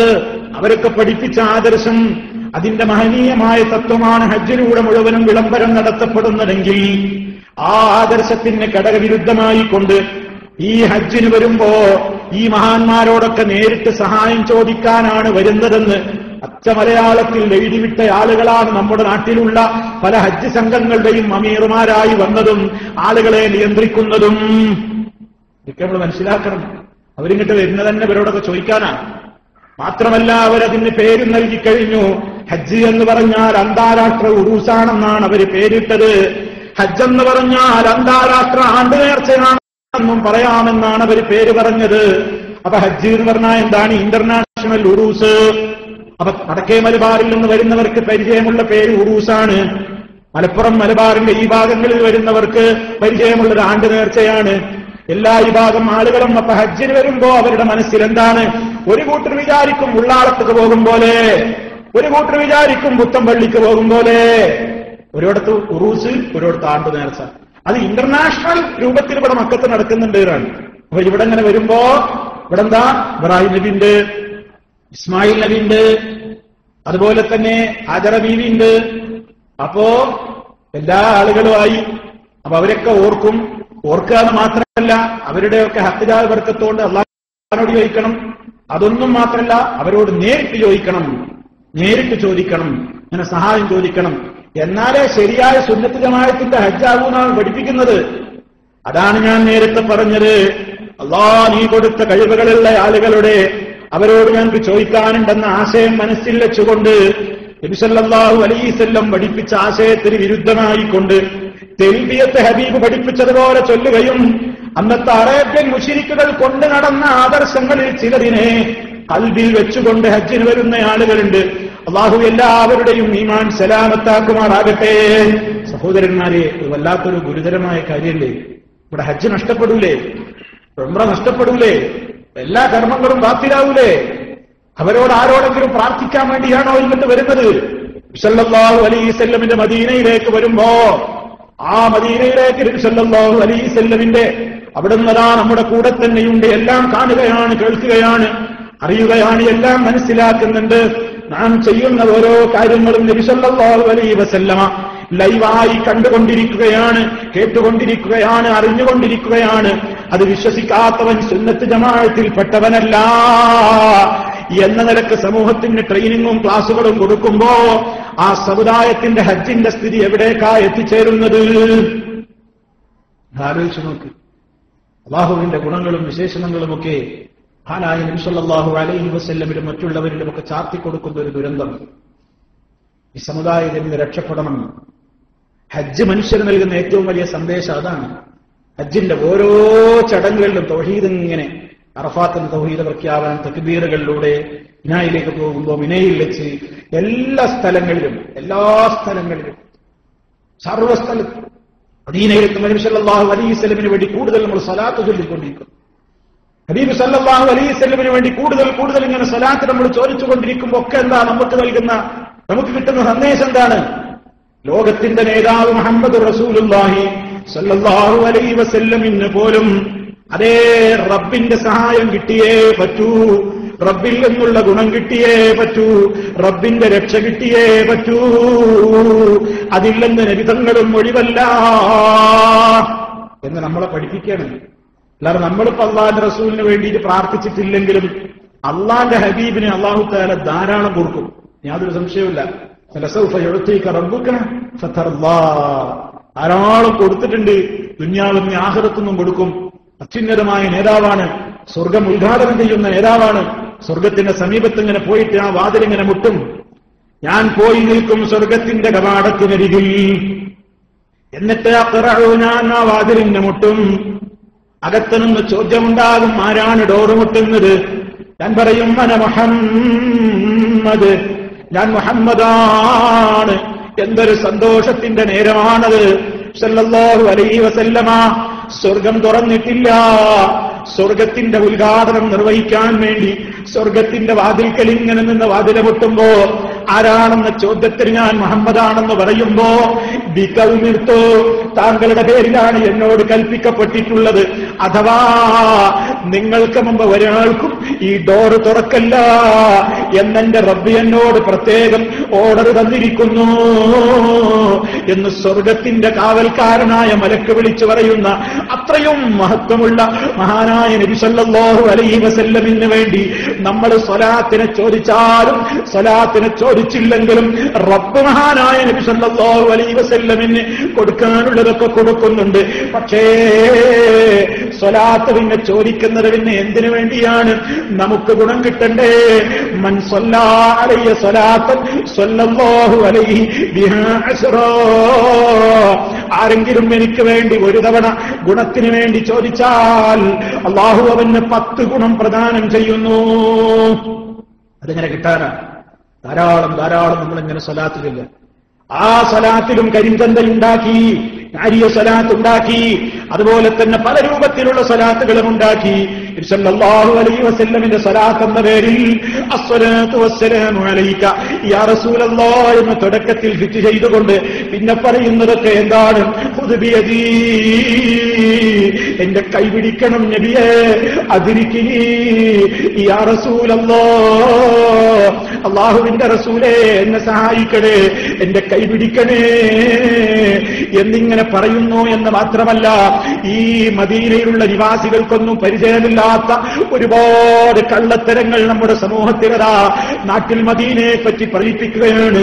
നബി സല്ലല്ലാഹു അലൈഹി വസല്ലമിന്റെ ഖബറുള്ള ആ ഭാഗത്ത് വന്നുകൊണ്ട് ഒരുത്തൻ ഖുദ് ബിയദീ ഖുദ് ബിയദീ ഖുദ് ബിയദീ, കൈപിടിക്കൂ നബിയേ, കൈപിടിക്കൂ നബിയേ, കൈപിടിക്കൂ നബിയേ എന്നിങ്ങനെ ഇങ്ങനെ നബിതങ്ങൾ വിളിച്ചുകൊണ്ട് ഇങ്ങനെ ചോദിച്ചപ്പോ അയാൾ കണ്ണ് നിന്നിപ്പോയപ്പോ ഒരു കയ്യതാ അയാളുടെ കയ്യിലേക്ക് നീണ്ടുവരുന്നു. മദീനത്തുണ്ടായ സംഭവമാണ് പോലും. ഈ ഖുദ് ബിയദീ ഖുദ് ബിയദീ ഖുദ് ബിയദീ എന്ന് പറഞ്ഞ റസൂലുള്ളാഹിനോട് ഇസ്തിഗാസ നടത്തിയപ്പോ ഒരു കൈ ഇങ്ങനെ നീണ്ടുവരുന്നു. ഇയാൾ ഉറപ്പിച്ചു ഹബീബിന്റെ കൈയാണ്. നബിതങ്ങൾ ആ കൈ നീട്ടി തന്നിരിക്കുകയാണ്. കാരണം അതല്ലേ മുമ്പേ പഠിപ്പിക്കപ്പെട്ടത്. في حالة البرد روحي كنت رسلها أقبل الأرض عني وهي نائبتي فهذه نوبة എന്നിങ്ങനെ പറഞ്ഞുകൊണ്ട് മഹാനായ അഹ്മദുൽ കബീർ റിഫായി വന്നിട്ടൊരു പാട്ടുപാടി പോലും. ഞാനിങ്ങനെ എപ്പോഴും നിങ്ങളുടെ അടുത്തേക്ക് സിയാറത്തിന് വേണ്ടി എന്റെ റൂഹനിയായ എല്ലാ കൊല്ലവും പറഞ്ഞു വിടാറുള്ളത്, ഇക്കൊല്ലം ഞാൻ എന്റെ തടിയോടുകൂടെ വന്നിരിക്കുന്നു. അതുകൊണ്ട്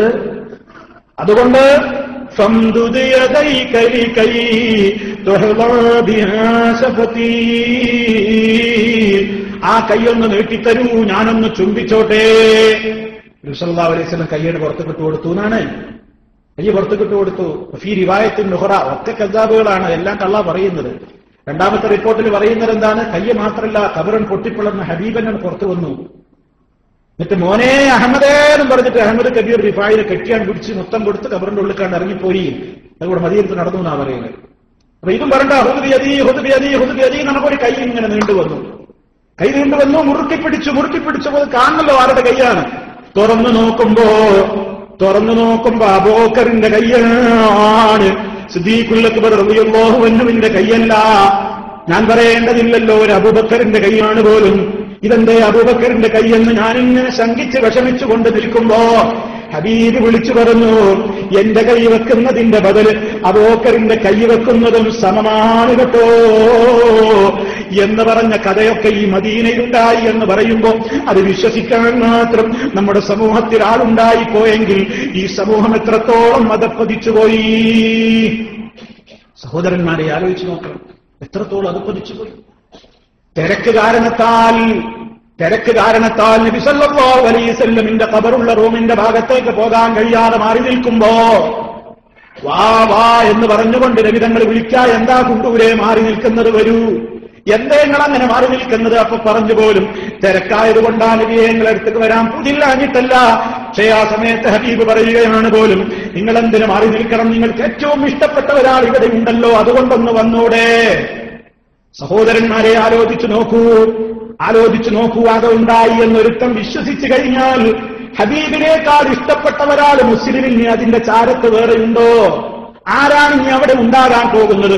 പോയി നോക്കുമ്പോ അതേ ഫുലാൻ ഇബ്നു ഫുലാൻ അവിടെ ഇരിക്കുന്നുണ്ട്, ഇതാ പറയപ്പെട്ട വ്യക്തി അവിടെയുണ്ട്. അപ്പൊ ഈ സമൂഹത്തിന് അല്ലാഹുവിന്റെ ഹബീബിനേക്കാൾ സ്നേഹം ആരോടാണ്? ഈമാനിന്റെ ചോദ്യം ചെയ്യപ്പെടുന്ന കഥകളല്ലേ പ്രചരിപ്പിച്ചുകൊണ്ടിരിക്കുന്നത്. ലാ യുഅ്മിനു അഹദുക്കും ഹത്താ അകൂന അഹബ്ബ ഇലൈഹി മിൻ വാലിദിഹി വവലദിഹി വന്നാസി അജ്മഈൻ. നിങ്ങളിൽ ഒരാളും സമ്പൂർണ്ണ മുഅ്മിനാവുകയില്ല ഞാൻ അവന് ഏറ്റവും ഇഷ്ടപ്പെട്ടവനാകുവോളം. ഇവിടെ എന്താ ഇയാളോട് പറഞ്ഞത്? നിങ്ങൾക്ക് ഏറ്റവും ഇഷ്ടപ്പെട്ട ആള് വേറെ ഇവിടെ ഇല്ലേ? അപ്പൊ ഹബീബിന്റെ അടുക്കൽ ഏറ്റവും ഇഷ്ടപ്പെട്ട ആളാരാ? ഏറ്റവും ഇഷ്ടപ്പെട്ട ആൾ അവിടെ. നിങ്ങൾ ആലോചിച്ച് നോക്കൂ, ഇതിന്റെയൊക്കെ ഇടയിൽ എത്രത്തോളം അബദ്ധങ്ങളും കുഫറുകളും ശിർക്കുകളുമാണ് പ്രചരിപ്പിക്കപ്പെടുന്നത്. ഈ സമൂഹത്തെയാണ് നമുക്ക് നന്നാക്കേണ്ടത്. ഈ സമൂഹത്തിന്റെ ഇടയിലാണ് നമുക്ക് ദഅവത്ത് നടത്തേണ്ടത്. മദീനയിലുള്ള പ്രിയപ്പെട്ട സഹോദരങ്ങളെ, എല്ലാവർക്കും ഉണ്ട് ബാധ്യത. നമുക്കൊക്കെ ഈ സമൂഹത്തെ നന്നാക്കേണ്ട ഒരു കടമയുണ്ട്. എങ്ങനെയാണ് കടമ? നമ്മൾ മനസ്സിലാക്കിയ സത്യം മനസ്സിലാക്കിയിട്ടില്ലാത്തവരിലേക്ക് പകർന്നു കൊടുക്കണം. നിങ്ങൾക്ക് സ്വന്തമായി ഉപദേശിക്കാനാകുമോ എങ്കിൽ അങ്ങനെ, ഉപദേശിച്ച ആളുകളുടെ ഒരു CD കൊടുക്കാൻ കഴിയുമോ എങ്കിൽ അങ്ങനെ. ഇതുപോലെയുള്ള നല്ല മജ്‌ലിസുകളിൽ ജുമാ ഖുത്ബയുടെ പരിഭാഷകൾ, ഇവിടെ ഹറമൈനിലുള്ള ജുമാ ഖുത്ബയുടെ പരിഭാഷകൾ മുടങ്ങാതെ എല്ലാ വെള്ളിയാഴ്ചയും ഈ മദീന നിവാസികൾക്ക് ലഭിക്കുന്നുണ്ട്. ലോകം മുഴുവൻ അത് നെറ്റിലൂടെ ആഗ്രഹമുള്ളവരൊക്കെ അത് കേൾക്കാറുമുണ്ട്. അങ്ങനെയൊക്കെയുള്ള ഓരോ വേദികളിലേക്ക് ഒരു മെമ്പറെയെങ്കിലും ചേർത്തുകൊണ്ട്, ഒരാളെയെങ്കിലും ക്ഷണിച്ചുകൊണ്ട് ഈ സത്യത്തിന്റെ സന്ദേശം പകർന്നു കൊടുക്കുവാൻ നമുക്കൊക്കെ ഉത്തരവാദിത്തമില്ലേ? അതല്ലേ നമ്മുടെ നാട്ടിൽ നിന്ന് ആയിരക്കണക്കിന് ലക്ഷക്കണക്കിന് വരുന്ന വീടുകളിലേക്ക് ഇസ്ലാമിന്റെ സന്ദേശം എത്തിച്ചു കൊടുക്കുവാൻ വേണ്ടി ഡോർ ടു ഡോർ എന്ന രൂപത്തിലുള്ള പരിപാടികൾ വീട് വീടാന്തരം കയറി ഇറങ്ങിക്കൊണ്ട് ഇസ്ലാമിന്റെ സന്ദേശം എത്തിച്ചു കൊടുക്കുവാൻ വേണ്ടിയതാ നമ്മുടെ പ്രവർത്തകന്മാർ വളരെയേറെ ശ്രമങ്ങൾ നടത്തിക്കൊണ്ടിരിക്കുന്ന സന്തോഷകരമായ ഒരു സാഹചര്യം ഇന്ന് കേരളത്തിൽ നടന്നുകൊണ്ടിരിക്കുന്നുണ്ട്. മദീന നിവാസികളെ, ഈ പ്രവാസികളായ ആളുകളോട് ഒരു വസിയത്ത് എന്ന രൂപത്തിൽ പറയുകയാണ്, നിങ്ങൾ ഉൾക്കൊള്ളുന്ന പ്രദേശത്തും നിങ്ങൾക്ക് ആ ബാധ്യതയുണ്ട്. ആളുകൾ താമസിക്കുന്ന ഫ്ലാറ്റുകളിൽ കയറി ചെന്നുകൊണ്ട് ഇസ്ലാമിനെ അവർക്ക് പരിചയപ്പെടുത്തണം. ആളുകളൊക്കെ പലരും പല കാരണങ്ങളാൽ ഇസ്ലാം പഠിക്കാൻ അവസരം കിട്ടിയിട്ടില്ലാത്തവരാണ്. 2ാം ക്ലാസ്സിൽ വെച്ച് മതവിദ്യാഭ്യാസം അവസാനിപ്പിച്ചവർ, 5ൽ അവസാനിപ്പിച്ചവർ, 6ൽ അവസാനിപ്പിച്ചവർ, പിന്നെ ഇസ്ലാം എന്താണെന്ന് കേൾക്കാത്തവർ, നിത്യവൃത്തിക്ക് വേണ്ടിയുള്ള കഷ്ടപ്പാടിന്റെയും ജോലി തിരക്കുകൾക്കുമിടയിൽ ഇസ്ലാം എന്താണെന്ന് മനസ്സിലാക്കപ്പെടാതെ പോയ ആളുകൾ, എന്താണ് അള്ളാഹുവിലുള്ള വിശ്വാസം എന്നറിയപ്പെടാതെ പോയിട്ടുള്ള ആളുകൾ, ധാരാളക്കണക്കിന് ആളുകൾ നമുക്ക് ചുറ്റുമുണ്ട്. അവർക്കിടയിലൊക്കെ ഈ സന്ദേശം എത്തിച്ചു കൊടുക്കട്ടെ. നമുക്ക് ആ ബാധ്യതയില്ലേ? നമുക്കതിൽ നിന്ന് ഒഴിവാണോ? ഒഴിവാണെങ്കിൽ സൂറത്തുൽ അസ്ർ നമ്മൾ എങ്ങനെ മനസ്സിലാക്കും? വല്ലസ്ർ ഇന്നൽ ഇൻസാന ലഫീ ഖുസ്ർ ഇല്ലല്ലദീന ആമനൂ വഅമിലുസ് സാലിഹാത്ത് വതവാസൗ ബിൽ ഹഖ് വതവാസൗ ബിസ്സബ്ർ. ഇവിടെ ഇരിക്കുന്ന മുഴുവൻ മുസ്ലിമീങ്ങളെ, സർവ്വ ആളുകൾക്കും അറിയാവുന്ന ഒരു കൊച്ചു സൂറത്തല്ലേത്? അതേ ശുദ്ധ ഖുർആനിൽ നിന്ന് ആ ഒരു സൂറത്തല്ലാത്ത മറ്റൊന്നും ഇറങ്ങിയിട്ടില്ലായിരുന്നെങ്കിൽ പോലും അത് തന്നെ മതിയാകുമായിരുന്നുവെന്ന് മഹാനായ ഇമാം ശാഫിഈ റഹ്മത്തുള്ളാഹി അലൈഹിയെ പോലെയുള്ള പ്രഗത്ഭരായ ആളുകൾ അഭിപ്രായപ്പെട്ട ഏറ്റവും കൂടുതൽ തത്വങ്ങൾ ഉൾക്കൊള്ളുന്ന അധ്യായം. നമ്മുടെ ജീവിതത്തിന്റെ വിജയത്തിന്റെ മാനദണ്ഡം 2 വരിയിലൂടെ പഠിപ്പിച്ചിരിക്കുക. 2 വരിയിലൂടെ വല്ലസറും തുടങ്ങിയിട്ട്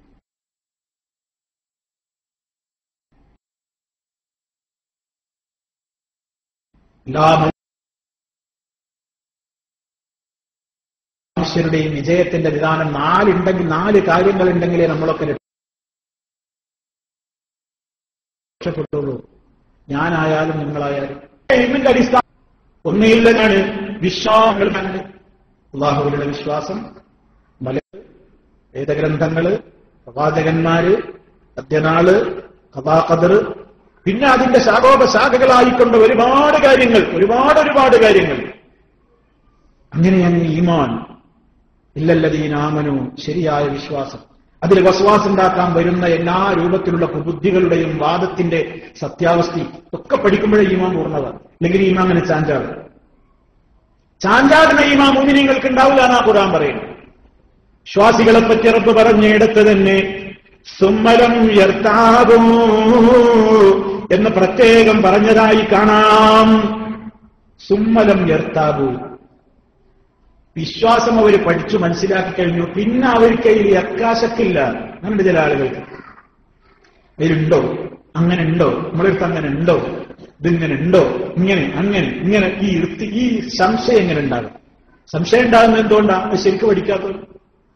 അപ്പൊ ശരിക്ക് ഈമാൻ എന്താണെന്ന് പഠിച്ച് നിന്റെ ഈമാനിൽ മായം കലർന്നിരിക്കുന്നു എന്ന് കുപ്രചരണം നടത്തുന്നവന്റെ കുപ്രചരണത്തിന്റെ സത്യാവസ്ഥ എന്താണെന്ന് കൃത്യമായി മനസ്സിലാക്കി ചാഞ്ചാടാത്ത കൽബുമായി നല്ല ഉറച്ച ഈമാനോടുകൂടി ഈമാനിൽ അടിയുറച്ച് നിന്ന് വഅമിലു സ്വാലിഹാത്ത്, സൽക്കർമ്മങ്ങൾ പ്രവർത്തിക്കുകയും ചെയ്തവരും ഒഴികെ.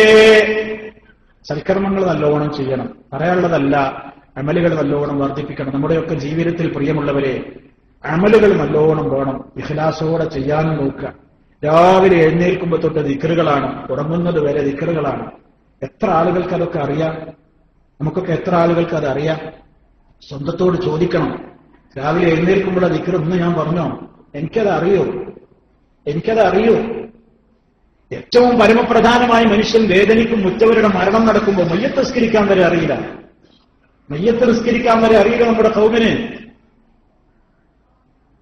ഇവിടെ ഹറമിലൊക്കെ എല്ലാ വഖത്തിനും ഇങ്ങനെ ജനാസ നിസ്കാരങ്ങൾ, എല്ലാവരും ഇങ്ങനെ നിസ്കരിക്കുന്നുണ്ട്. ഒരു പ്രയാസമില്ലല്ലോ. ഇമാമിന്റെ പിന്നിലാണ്. ഈ നാട്ടിലതാ വേണ്ടി വന്നാൽ ഇമാമത്തിന് കയറിക്കും ചെയ്യും, ജാഹിലും കയറി നിൽക്കും. എന്താ കാരണം? ഉറക്കോതണ്ടാത്തൊരു നിസ്കാരമാണ്. അതുകൊണ്ട് ആരും അറിയാൻ പോകുന്നില്ല. ഏറ്റവും അതിന്റെ ജീവൻ എന്താണെന്നാണോ വിശേഷിപ്പിക്കപ്പെട്ടത്, അത് മാത്രം ഈ സമുദായത്തിന് അറിയില്ല. സ്വലാത്തുൽ ജനാസയുടെ ജനാസ നിസ്കാരത്തിന്റെ റൂഹ്, അതിന്റെ ജീവൻ എന്ന് പറയുന്നത് ഏതാ? അതിലെ ആ മയ്യത്തിന് വേണ്ടിയുള്ള ദുആയാണ്. അതറിയില്ല. ഫാത്തിഹ പിന്നെ എല്ലാവർക്കും അറിയില്ല. പിന്നെ സ്വലാത്തല്ലേ, ഇതിങ്ങനെ നമ്മൾ അത്തഹിയ്യാത്തിൽ ചെല്ലുന്നുണ്ട്. ഖൽബൊന്നും പങ്കെടുക്കാറില്ലെങ്കിൽ അത് ഓട്ടോമാറ്റിക്കലി ഇങ്ങനെ വരും, അതും ചൊല്ലി. മൂന്നാമത്തതല്ലേ അതിന്റെ കാമ്പും കാതലും കിടക്കുന്നത്, അതറിയില്ല. എല്ലാവരും ഒന്ന് സ്വന്തത്തോടൊന്ന് ചോദിച്ചു നോക്കിയേ. ആരോടും പറയാനില്ല, ഒന്ന് സ്വന്തത്തോട് ചോദിക്കുക, എനിക്ക് ജനാസ നിസ്കരിക്കാൻ അറിയോ? എത്ര എന്റെ കൂലി? സൂപ്പർ മാർക്കറ്റിൽ 50 ഫീസ് 50 ഹലല് ഓർഡർ പ്രഖ്യാപിച്ചാൽ മതി. വെയിലത്ത് ക്യൂ നിൽക്കും നമ്മൾ. ഹബീബ് സല്ലല്ലാഹു അലൈഹി വസല്ലം പറയാണ്, ആരെങ്കിലും ഒരു ജനാസയിൽ പങ്കെടുത്ത് ജനാസ നിസ്കരിച്ചാൽ അതിന്റെ പിന്നാലെ ഖബർസ്ഥാനിലേക്ക് പോകലല്ല, ജനാസ നിസ്കരിച്ചാൽ തന്നെ കാന ലഹു ഖിറാത്ത്, ഒരു ഖിറാത്ത് മിസൽ ജബൽ ഉഹദ്. മദീന നിവാസികളോട് പറയേണ്ടതില്ല ഉഹദ് മലയുടെ വലിപ്പം. അത്ര വലിയ ഓഫർ ഉണ്ട് ഇത് പ്രഖ്യാപിക്കപ്പെട്ടിട്ട്. സമുദായമേ, എനിക്കോ നിങ്ങൾക്കോ അറിയോ ജനാസ നിസ്കാരത്തിലെ ദുആ എന്താണെന്ന്? ഏറ്റവരും ഉടയവരുമൊക്കെ മരിക്കുമ്പോൾ വലിയ വേദനയായി പ്രാർത്ഥനയുടെ ബുക്ക് എവിടെ നോക്കുകയാണ്. അപ്പൊ നീക്ക് പഠിച്ചാ പഠിയോ? മനസ്സിൽ വരൂ? ഒരിക്കലും വരൂല. അതുകൊണ്ട് എല്ലാവരും തീരുമാനിച്ചോളി, എന്ത് ജനാസ നിസ്കരിക്കാനെങ്കിലും പഠിച്ചോളി. എപ്പോഴാ നമ്മൾ ആരാ മരിക്കാനൊന്നും അറിയില്ല. ബാപ്പന്റെ മരണം, മകന്റെ മരണം, മകളുടെ മരണം, ഭാര്യയുടെ മരണം, ഭർത്താവിന്റെ മരണം, ആങ്ങളയുടെ മരണം, പെങ്ങളുടെ മരണം, ആരും മരിക്കാം. അന്നേരത്ത് തട്ടിപ്പടഞ്ഞുകൊണ്ട് ഇപ്പൊ എനിക്കിത് കഴിയില്ലല്ലോ എന്ന് ആലോചിച്ച അവസരം പോവാണ്. അതുകൊണ്ട് മുഴുവൻ ആളുകളും ഒന്ന് സ്വന്തത്തോട് ചോദിക്ക്, എനിക്കറിയാമോ? എനിക്ക് നിസ്കാരം അറിയാമോ? എത്രമാത്രം വലിയ മഹത്വമുള്ള ദുആയാണത്. സല്ലല്ലാഹു അലൈഹി വസല്ലമിന്റെ നാവിൽ നിന്ന് അവിടുന്നതാ ഒരു ജനാസക്ക് വേണ്ടി നിസ്കരിക്കുമ്പോൾ ഒരല്പം ഉച്ചത്തില് ഒരല്പം ഇങ്ങനെ സഹാബത്ത് പിന്നിൽ നിന്നുകൊണ്ട് ആ പ്രാർത്ഥനയൊക്കെ കേട്ടപ്പോൾ സഹാബത്ത് കൊതിച്ചുപോയി, ആ മയ്യത്ത് ഞാനായിരുന്നെങ്കിൽ. ഇതർത്ഥം അത്രത്തോളം പുണ്യമുള്ള. അതേ, നിങ്ങൾ ജനാസ നിസ്കരിക്കുമ്പോ നിങ്ങളതാ ആത്മാർത്ഥമായിക്കൊണ്ട് നിങ്ങൾ ദുആയിലക്കണേ എന്ന് പഠിപ്പിക്കപ്പെട്ട ദുആ മാത്രം ഈ സമുദായത്തിന് അറിയാതെ പോയി. അങ്ങനെ പലതുകൊണ്ട് നമുക്ക് പഠിക്കാൻ. നമ്മൾ പഠിച്ചിട്ടില്ല. സൽക്കർമ്മങ്ങൾ ചെയ്യണമെങ്കിൽ അറിവ് വേണം. അറിവോടുകൂടെ ചെയ്താലല്ലേ, എന്തെങ്കിലും ചെയ്തിട്ട് കാര്യമില്ലല്ലോ, അത് കബൂലാക്കണ്ടേ. കബൂലാക്കിയിട്ടില്ലെങ്കിൽ നമുക്ക് കാര്യമുണ്ട്. അത് കബൂലാവണമെന്നുണ്ടെങ്കിൽ, അവിടെ റിസീവഡ് ആവണമെങ്കിൽ, അവിടെ സ്വീകരിക്കപ്പെടണമെന്നുണ്ടെങ്കിൽ അതിന് ചില നിബന്ധനകളില്ലേ? അതൊക്കെ പാലിച്ചുകൊണ്ട് സൽക്കർമ്മങ്ങൾ ചെയ്യണം, എന്നാലേ രക്ഷപ്പെടൂ എന്നാണ് പറയുന്ന രണ്ടാമത് അമീലു സ്വാലിഹാത്ത്. ഒന്നാമത് തവാസൗ ബിൽ ഹഖ്, താൻ മനസ്സിലാക്കിയ ഈമാനും താൻ പ്രവർത്തിച്ചുകൊണ്ടിരിക്കുന്ന സൽക്കർമ്മങ്ങളൊക്കെ ഹഖാണെന്ന് ഞാൻ ഉറച്ചു വിശ്വസിക്കുന്നുണ്ട്. ആ ഹഖ് എനിക്ക് മാത്രം ചെയ്യാനുള്ളതല്ല, അതറിഞ്ഞിട്ടില്ലാത്തവരിലേക്ക് ശക്തമായ നിലക്ക് ഞാൻ വസീയത്ത് നൽകണം, അത് ഉപദേശിക്കണം, അത് പകർന്നു കൊടുക്കണം. എല്ലാവർക്കും ബാധ്യതയും, ആണായാലും പെണ്ണായാലും ഒക്കെ ബാധ്യതയും. തവാസൗ ബിൽ ഹഖ്, ഹഖ് കൊണ്ട് പരസ്പരം ഉപദേശിച്ചവരും ഒഴികെ. തവാസൗ ബിസ്സബ്ർ, സഹനം ഉൾക്കൊള്ളുകയും സഹനം കൊണ്ട് പരസ്പരം ഉപദേശിക്കുകയും ചെയ്തവരും ഒഴികെ. 4 ഉപാധിയാണ് പറഞ്ഞത്: ഈമാൻ, സൽക്കർമ്മങ്ങൾ, ഹക്ക് കൊണ്ട് പരസ്പരം ഉപദേശിക്കുക, സ്വബർ, സഹനം കൊണ്ട് പരസ്പരം ഉപദേശിക്കുക. ഇത് 4 ഉള്ളവനെ രക്ഷപ്പെടുകയുള്ളൂ. അല്ലാഹു നമ്മെ ഉൾപ്പെടുത്തുമാറാകട്ടെ. സഹോദരന്മാരെ, കേവലം പ്രാർത്ഥന കൊണ്ട് മാത്രം കാര്യമായില്ല. ആ ആമീൻ ചൊല്ലിയതിന്റെ ആത്മാർത്ഥത റബ്ബ് കാണുന്നുണ്ട്. അതിനനുസരിച്ച പ്രവർത്തനം നമ്മിലുണ്ടോ എന്നത് നോക്കും. അതിനനുസരിച്ച പ്രവർത്തനം നമ്മിലുണ്ടോ എന്നുള്ളത് നോക്കും. നമുക്കൊക്കെ പലപ്പോഴും ഒരു ഇരട്ടത്താപ്പുണ്ട്. ചില കാര്യങ്ങൾക്ക് വേണ്ടി നമ്മൾ ദുആയിരക്കുക മാത്രമേ ഉള്ളൂ, ഒന്നും ചെയ്യൂല. ചില കാര്യങ്ങൾക്ക് വേണ്ടി ദുആയിരക്കും ചെയ്യും, വേണ്ടത് ചെയ്യുകയും ചെയ്യും. മനസ്സിലാക്കുന്നു? നമ്മളൊക്കെ 2 സുജൂദിന്റെ ഇടയ്ക്ക് എന്താ പറയുക? അല്ലാഹുമ്മ ഗ്ഫിർലി വർഹംനി വഹ്ദിനി വഅഫിനി വർസുഖ്നി. ഒരു ഉദാഹരണം മനസ്സിലാക്കാൻ, നമ്മുടെ അവസ്ഥ ചിന്തിക്കാൻ വേണ്ടി പറയാം. നമ്മൾ ആ ഇരട്ടത്താപ്പ് നമുക്കൊന്ന് മനസ്സിലാകാനുള്ള ഉദാഹരണം പറഞ്ഞതാണ്. 2 സുജൂദിന്റെ ഇടയിൽ ഇരിക്കുമ്പോൾ നമ്മൾ 5 കാര്യങ്ങൾക്ക് വേണ്ടി ചോദിക്കുന്നുണ്ട്. അല്ലാഹുവേ പുറത്തു തരണേ, കരുണ ചെയ്യണേ, സന്മാർഗത്തിൽ ഉറപ്പിച്ചു നിർത്തണേ, ആഫിയത്ത് തരണേ, റിസ്ക് തരണേ. ആദ്യം ചോദിച്ച 3 എണ്ണോ നമ്മൾ ചോദ്യത്തിൽ മാത്രം ഒതുക്കും. ഹിദായത്ത് തരണേ എന്ന് ചോദിച്ചിട്ട് ഹിദായത്ത് കിട്ടാനുള്ള വഴി, ഒരു ക്ലാസ്സിന് വരൂ, അല്ലെങ്കിൽ ഒരു പ്രഭാഷണം കേൾക്കാൻ വരൂ, അല്ലെങ്കിൽ ഖുർആൻ പഠിക്കാൻ വരൂ, അല്ലെങ്കിൽ ഹദീസ് പഠിക്കാൻ വരൂ എന്ന് പറഞ്ഞാൽ എനിക്ക് ബിസിയാണ്, എനിക്ക് പോയി പറ്റൂല. അത് വെറും ദുആ മാത്രമേ ഉള്ളൂ. ഹിദായത്ത് തരണേ, ഹിദായത്ത് തരണേ, ദുആ മാത്രമേ ഉള്ളൂ. ഹിദായത്ത് കിട്ടാനുള്ള വഴിയൊന്നും പണിയെടുക്കൂല. പുറത്തു തരണേ അല്ലാ, പൊറുക്കണം എന്നുണ്ടെങ്കിൽ അള്ളാഹ് ഒരുപാട് കാര്യങ്ങൾ ചെയ്യാൻ പറയുന്നുണ്ട്. പാപമോചനം കിട്ടണമെങ്കിൽ അതൊന്നും ചെയ്യൂല. അതവിടെ ചോദ്യം കൊണ്ട് മതിയാക്കി. അല്ലാഹുമ്മ ഗ്ഫിർലി വർഹംനി വഹ്ദിനി, അതൊക്കെ അവിടെ ചോദ്യത്തിൽ മാത്രം അവസാനിപ്പിക്കുന്നുണ്ട്. പിന്നെ പറയുന്ന 2 കാര്യമുണ്ട്. വഅഫിനി വർസുഖ്നി, ആരോഗ്യം തരണേ അല്ലാ, റിസ്ക് തരണേ അല്ലാ. അത് 2 പറഞ്ഞിട്ട് നമ്മളവിടെ നിർത്തലല്ല. നിസ്കാരം കഴിഞ്ഞാൽ നമുക്ക് അതന്നെ വേണ്ടി. റിസ്ക് വേണമെന്നോ അവിടെ പള്ളിയിൽ നിന്ന് ചോദിച്ചിട്ടുണ്ട്. അത് ഹറമെന്നാ ഞാൻ ചോദിച്ചത്. മക്കത്തുനിന്ന് ചോദിച്ചു 1 ലക്ഷം കൂലിയുണ്ട്. മദീനത്തൊന്നും ചോദിച്ചിട്ടുണ്ട്. ഇനി വേറെ പണിയൊന്നും പോണ്ട, ഞാൻ ജോലിക്കൊന്നും പോകണ്ട, റൂമിലിരിക്കാന്നല്ല. ഓവർ ടൈം ഉണ്ടോ, ഓട്ടി ഉണ്ടോന്ന് വെച്ച് നമ്മൾ ഓടുകയാണ്. ഓവർ ടൈം എടുക്കാൻ ഞാൻ റെഡിയാണ്. അത് ചൂടും തണുപ്പൊന്നും എനിക്ക് പ്രശ്നമല്ല. അലാറം വെച്ച് 3 മണിക്ക് എഴുന്നേൽക്കണോ 2 മണിക്ക് എഴുന്നേൽക്കണോ, ഞാൻ റെഡിയാണ്. എന്താ വെറുസുഖിനീന്ന് അവിടെ ചോദിച്ചുകൊണ്ട് മാത്രം കാര്യമില്ല. റിസ്ക് തേടണം, എന്നാലേ കിട്ടുള്ളൂ എന്ന് എനിക്ക് നന്നായിട്ട് അറിയാം. ഈ ആഫിനെന്ന് ചോദിക്കുന്നുണ്ട്. ആഫിയത്ത് തരണേ അല്ലോ, പനി പിടിച്ചാൽ ഞാൻ ഹറമെന്ന് ചോദിച്ചിരിക്കണം, ഇനി കാര്യമൊന്നുമില്ല, അവിടെ ഇരുന്നാൽ മതി. ഉടനെ പോകൂലേ ഡോക്ടറെ അടുത്ത്? അല്ലെങ്കിൽ ഡോക്ടർ ഒരു ബ്ലഡ് ഒന്ന് ചെക്കപ്പ് ചെയ്തപ്പോൾ പറഞ്ഞു ഷുഗറിന്റെ അളവ് കുറച്ച് കൂടുതലാണ്, കൊളസ്ട്രോൾ കുറച്ച് കൂടുതലാണ്, രാവിലെ എനിക്ക് ഓടണം. അയ്യാലെ സ്വലാ അയ്യാലൽ ഫലാന്ന് പള്ളിന്റെ തൊട്ടയൽവക്ക പള്ളിയിൽ നിന്ന് വലിയ കോളാമ്പി വെച്ച് നമ്മുടെ കാതുകളിലേക്ക് മുഴങ്ങിയാലും ഇവിടെ ഉറങ്ങല്ലടോ. അസ്സലാത്തു ഖൈറും മിനന്നൗം, അസ്സലാത്തു ഖൈറും മിനന്നൗം. ഉറങ്ങല്ല മനുഷ്യ, എഴുന്നേൽക്കൂ, നിസ്കാരത്തിലേക്ക് വരൂ, വിജയത്തിലേക്ക് വരൂ. ഇന്നവരെ തയ്യാറായിട്ടില്ല. ഡോക്ടർ ഒരു ബ്ലഡ് ഒരു തുള്ളി എടുത്ത് ചെക്ക് ചെയ്തപ്പോൾ പറഞ്ഞ് കൊളസ്ട്രോൾ കുറച്ച് കൂടുതലാണ്, കുറച്ച് ഷുഗർ ഉണ്ട്. സാരല്ല, പേടിക്കണ്ട. രാവിലെ നീട്ടിട്ട് ഒരു 3 മണിക്ക് 1 മണിക്കൂർ ഓടിക്കോ, അല്ലെങ്കിൽ ചാടിക്കോ, മുന്നോട്ട് വളയാ പിന്നോട്ട് വളയാ, എക്സസൈസ് ചെയ്ത യോഗ, മറ്റൊരു മറിച്ചത്. നമ്മളെ റെഡിയാ, ആണും പെണ്ണൊക്കെ റെഡിയാ. മലബാറിന്റെ റോഡുകളിലൂടെ നിങ്ങൾ സുബഹിക്കൊന്ന് നടന്നു നോക്കൂ. മാക്സിമം അല്ലാത്തതൊക്കെ ഇട്ടിട്ട് ആണും പെണ്ണും ഉഷാറായിട്ട് നടക്കുക. എന്താ നടത്തം? കിലോമീറ്ററുകളോളം. തൊട്ടപ്പുറത്തുള്ള പള്ളിയിലേക്ക് വിളി കേട്ടപ്പോ പോകാൻ തയ്യാറില്ല. അതിന്റെ അതവിടെ അല്ലാഹുവിന്റെ നിസ്കാരത്തിൽ പറയും. വാഫിനി വർസുക്കിനി എന്നുള്ളതോ തേട്ടത്തിൽ മതിയാക്കൂടെ നല്ലോണം പണിയെടുക്കുന്നതിന് വേണ്ടി. ഇതാ നമ്മുടെ ഇരട്ടത്താപ്പ്. അല്ലാഹുമ്മ ഹ്ദിനി അല്ലാഹുമ്മ ഗ്ഫിർലി വർഹംനി വഹ്ദിനി എന്നൊക്കെ ദുആയിൽ മാത്രം ഒതുക്കി. അതേ അവസരത്തിൽ വർസുഖ്നി വആഫിനി എന്നൊക്കെ ഉള്ളതോ ദുആർക്കും ചെയ്യും, അതിനനുസരിച്ച് പ്രവൃത്തിയുണ്ട്. എന്നാ ഇത് മൂന്നും അങ്ങനെ തന്നെ വേണമെന്നാ ഞാൻ പറയുന്നത്. അള്ളാഹിനോട് ഹിദായത്ത് ചോദിക്കുന്നുണ്ടോ? ഹിദായത്ത് കിട്ടാനുള്ള വഴികൾ പഠിക്കേണ്ടി വരും, കുറച്ച് മെനക്കേണ്ടി വരും. അതിനൊന്നും തയ്യാറില്ല. എളുപ്പമുണ്ട് ആളുകൾക്കൊരു പണി.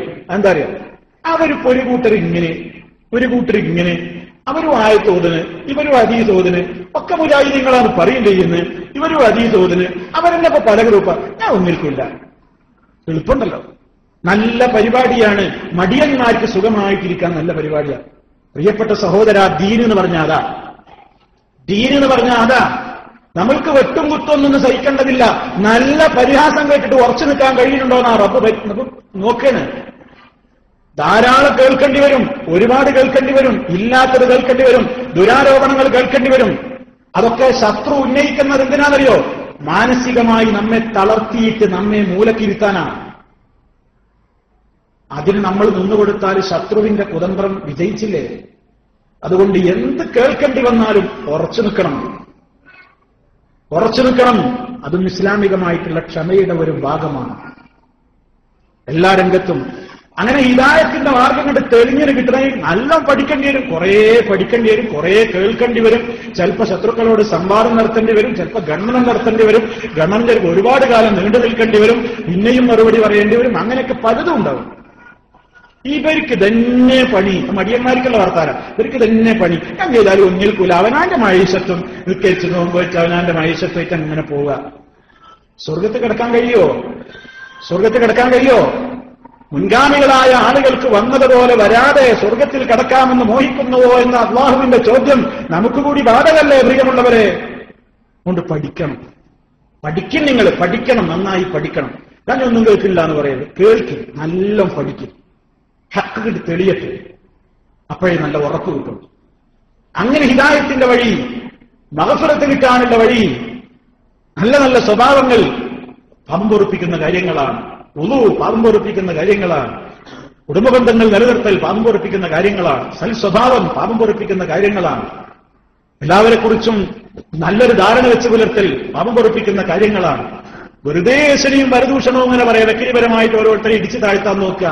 അവനവന്റെ സൽക്കർമ്മം എന്നുള്ള നോക്കണം, മറ്റവൻ എന്താ കർമ്മം ചെയ്തരുതാ നോക്കണത്. കാരണം അവനവന്റെ പരലോകമൊക്കെ റെഡിയാണ്, മറ്റവന്റെ പരലോകം ഇപ്പൊ കുറച്ച് മോശം തോന്നാണ്. അതുകൊണ്ട് മറ്റവന്റെ പരലോകത്തിൽ എവിടെ വീഴ്ച നോക്കിയിട്ട് ഇങ്ങനെ നടക്കുകയാണ്. അവനവന്റെ പരലോകമൊന്നും ചിന്തിക്കുന്നില്ല. മനുഷ്യന്മാർ തമ്മിലുള്ള വിദ്വേഷവും പകയും ഒക്കെ ഇങ്ങനെ കൂട്ടാനാണ് ശൈത്താൻ ശ്രമിക്കുക. ശൈത്താൻ അദാവത്തും ബഗ്ദാവും കൂടുതലുണ്ടാക്കുമ്പോ മുഅ്മിനീങ്ങൾ ശരിയായ ആദർശം മനസ്സിലാക്കിക്കൊണ്ട് ആദർശത്തിന്റെ പേരിൽ ഒറ്റക്കെട്ടായിട്ട് ഐക്യവും സ്നേഹവും കൂടിക്കൊണ്ടേയിരിക്കണം. മദീനയിൽ നിന്നുകൊണ്ട് സംസാരിക്കുമ്പോ മദീന നൽകുന്ന പവിത്രമായ സന്ദേശം അതാണ്. പോരടിച്ചിരുന്ന ഈ ഗോത്രങ്ങളെ അല്ലാഹുവിന്റെ പ്രത്യേകമായ തൗഫീഖ് കൊണ്ട് ഒരു മാലയിലെ മുത്തുമണികളെപ്പോലെ കോർത്തിണക്കിയ ഹബീബ് ഈ രാജ്യത്ത് വെച്ച് ഇവിടേക്ക് വന്ന പാവങ്ങളായ അഭയാർത്ഥികളായ മക്കയിൽ നിന്നെത്തിയ ആളുകളെ മദീനയിലെ അൻസാറുകൾ സ്നേഹിച്ചതിനെ സംബന്ധിച്ച് വിശുദ്ധ ഖുർആൻ പറഞ്ഞത് യുഹിബ്ബൂന മൻ ഹാജറ ഇലൈഹിം, അവരിലേക്ക് ഹിജറ വന്നവരെ അവർ വല്ലാതെ ഇഷ്ടപ്പെട്ടു.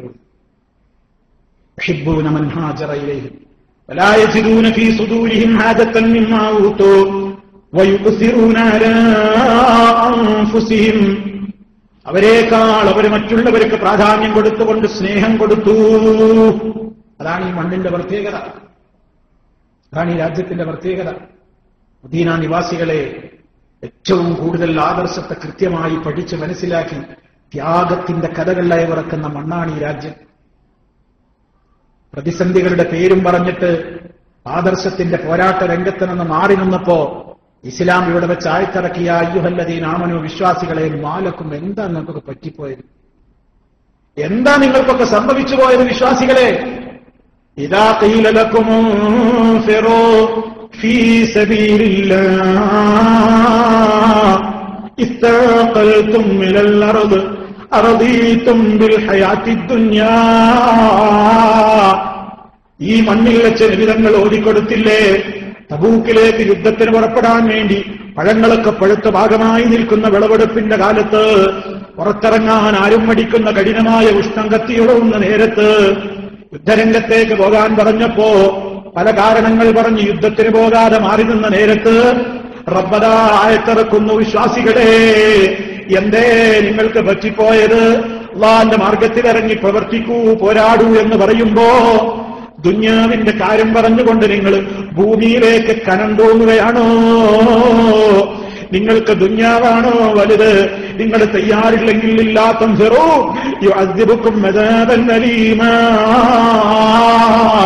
നിങ്ങൾ തയ്യാറില്ലെങ്കിൽ അല്ലാഹുവിന്റെ ദീൻ ഇവിടെ നിലനിൽക്കൂല എന്നൊന്നും നിങ്ങളാരും ധരിക്കണ്ട. നമ്മളൊക്കെ മനസ്സിലാക്കേണ്ട ഒരു കാര്യമാണ് അതൊക്കെ. നമ്മളെല്ലാവരും മനസ്സിലാക്കേണ്ട ഒരു പോയിന്റാണ്. നമ്മൾ വിചാരിക്കേണ്ടത് ഞാൻ ഇവിടെ ഉണ്ടായിട്ടപ്പോൾ ഇതൊക്കെ നിലനിൽക്കണം, ഞാനില്ലെങ്കിൽ എന്റെ സ്ഥാനത്ത് വേറൊരാളെല്ലാം കൊണ്ടുവരും. നിങ്ങൾ ഒരാൾ പോയാൽ നിങ്ങൾക്ക് ഇഷ്ടം വേറൊരു സ്ഥാനത്തുള്ള വേറൊരാളും കൊണ്ടുവരും. അതാ ഇസ്ലാമിന്റെ പവർ. ഇസ്ലാമിന്റെ പവർ അതാണ്.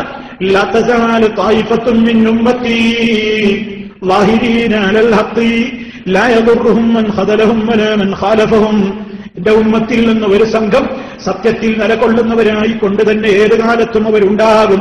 അവരെ ആര് പരിഹസിച്ചാലും, അവരെ ആര് അവഗണിച്ചാലും, അവരെ ആര് കൈവടിഞ്ഞാലും അവർക്കത് പ്രശ്നമേ അല്ല. ആ നിലക്ക് ഉറച്ചു നിൽക്കുന്ന ഒരു ടീമിനെ അല്ല ഇവിടെ കൊണ്ടുവരുന്നു. നിങ്ങൾ ഇറങ്ങാൻ തയ്യാറില്ലെങ്കിൽ നിങ്ങൾക്ക് കഠിനമായ ശിക്ഷയുണ്ടാകും. പകരം നാളെ കൊണ്ടുവരുന്നതാണ് അല്ലാഹു തആല ഓർമ്മപ്പെടുത്തിയത്. അതുകൊണ്ട് സുഹൃത്തുക്കളെ, നമ്മൾ പ്രവർത്തിച്ചാൽ നമ്മൾ പ്രവർത്തിച്ചില്ലെങ്കിൽ ഇസ്ലാം നശിച്ചു പോകുന്നൊന്നും ആരും വിചാരിക്കണ്ട. അള്ളാന്റെ ആദർശ ലോകത്ത് നിർത്താനുള്ള സംവിധാനം അല്ല ഏർപ്പെടുത്തിയിട്ടുണ്ട്. അത് ഒരു കൂട്ടർ തയ്യാറില്ല, അവരാണ് പിറകോട്ടാണ് പോയാൽ എനിക്ക് ശേഷം പ്രളയം ഞാൻ വിചാരിച്ചാൽ എന്റെ പരലോകം പോയി എന്നല്ലാതെ അള്ളാന്റെ ദീൻ ഇവിടെ പറയാൻ വേറെ ആളുണ്ടാവും. ഒക്കെ ഞാനാണ് പോയാൽ കാണിച്ചു തരാമെന്നും ആർക്കും തോന്നണ്ട. അത് തോന്നിയാൽ തോന്നിയവന് തോന്നിയ പാട്ടിൽ പോകാമെന്നതല്ലാതെ റബ്ബ് പറയുന്നത് വേറൊരു സമൂഹത്തെ കൊണ്ടുവരുന്നതാണ്. പക്ഷേ ദൗത്യം നിർവഹിക്കുന്ന മഹാഭാഗ്യം കിട്ടുന്ന മെമ്പർമാരുടെ കൂട്ടത്തിൽ ഒരു തുള്ളിയായി ചേരാൻ നമുക്ക് തൗഫീഖ് വേണ്ടേ? അതിന് റബ്ബിനോട് എപ്പോഴും ദുആ ചെയ്യുകയാണ് വേണ്ടത്. യാ മുഖല്ലിബൽ ഖുലൂബ് സബ്ബിത് ഖൽബി അലാ ദീനിക.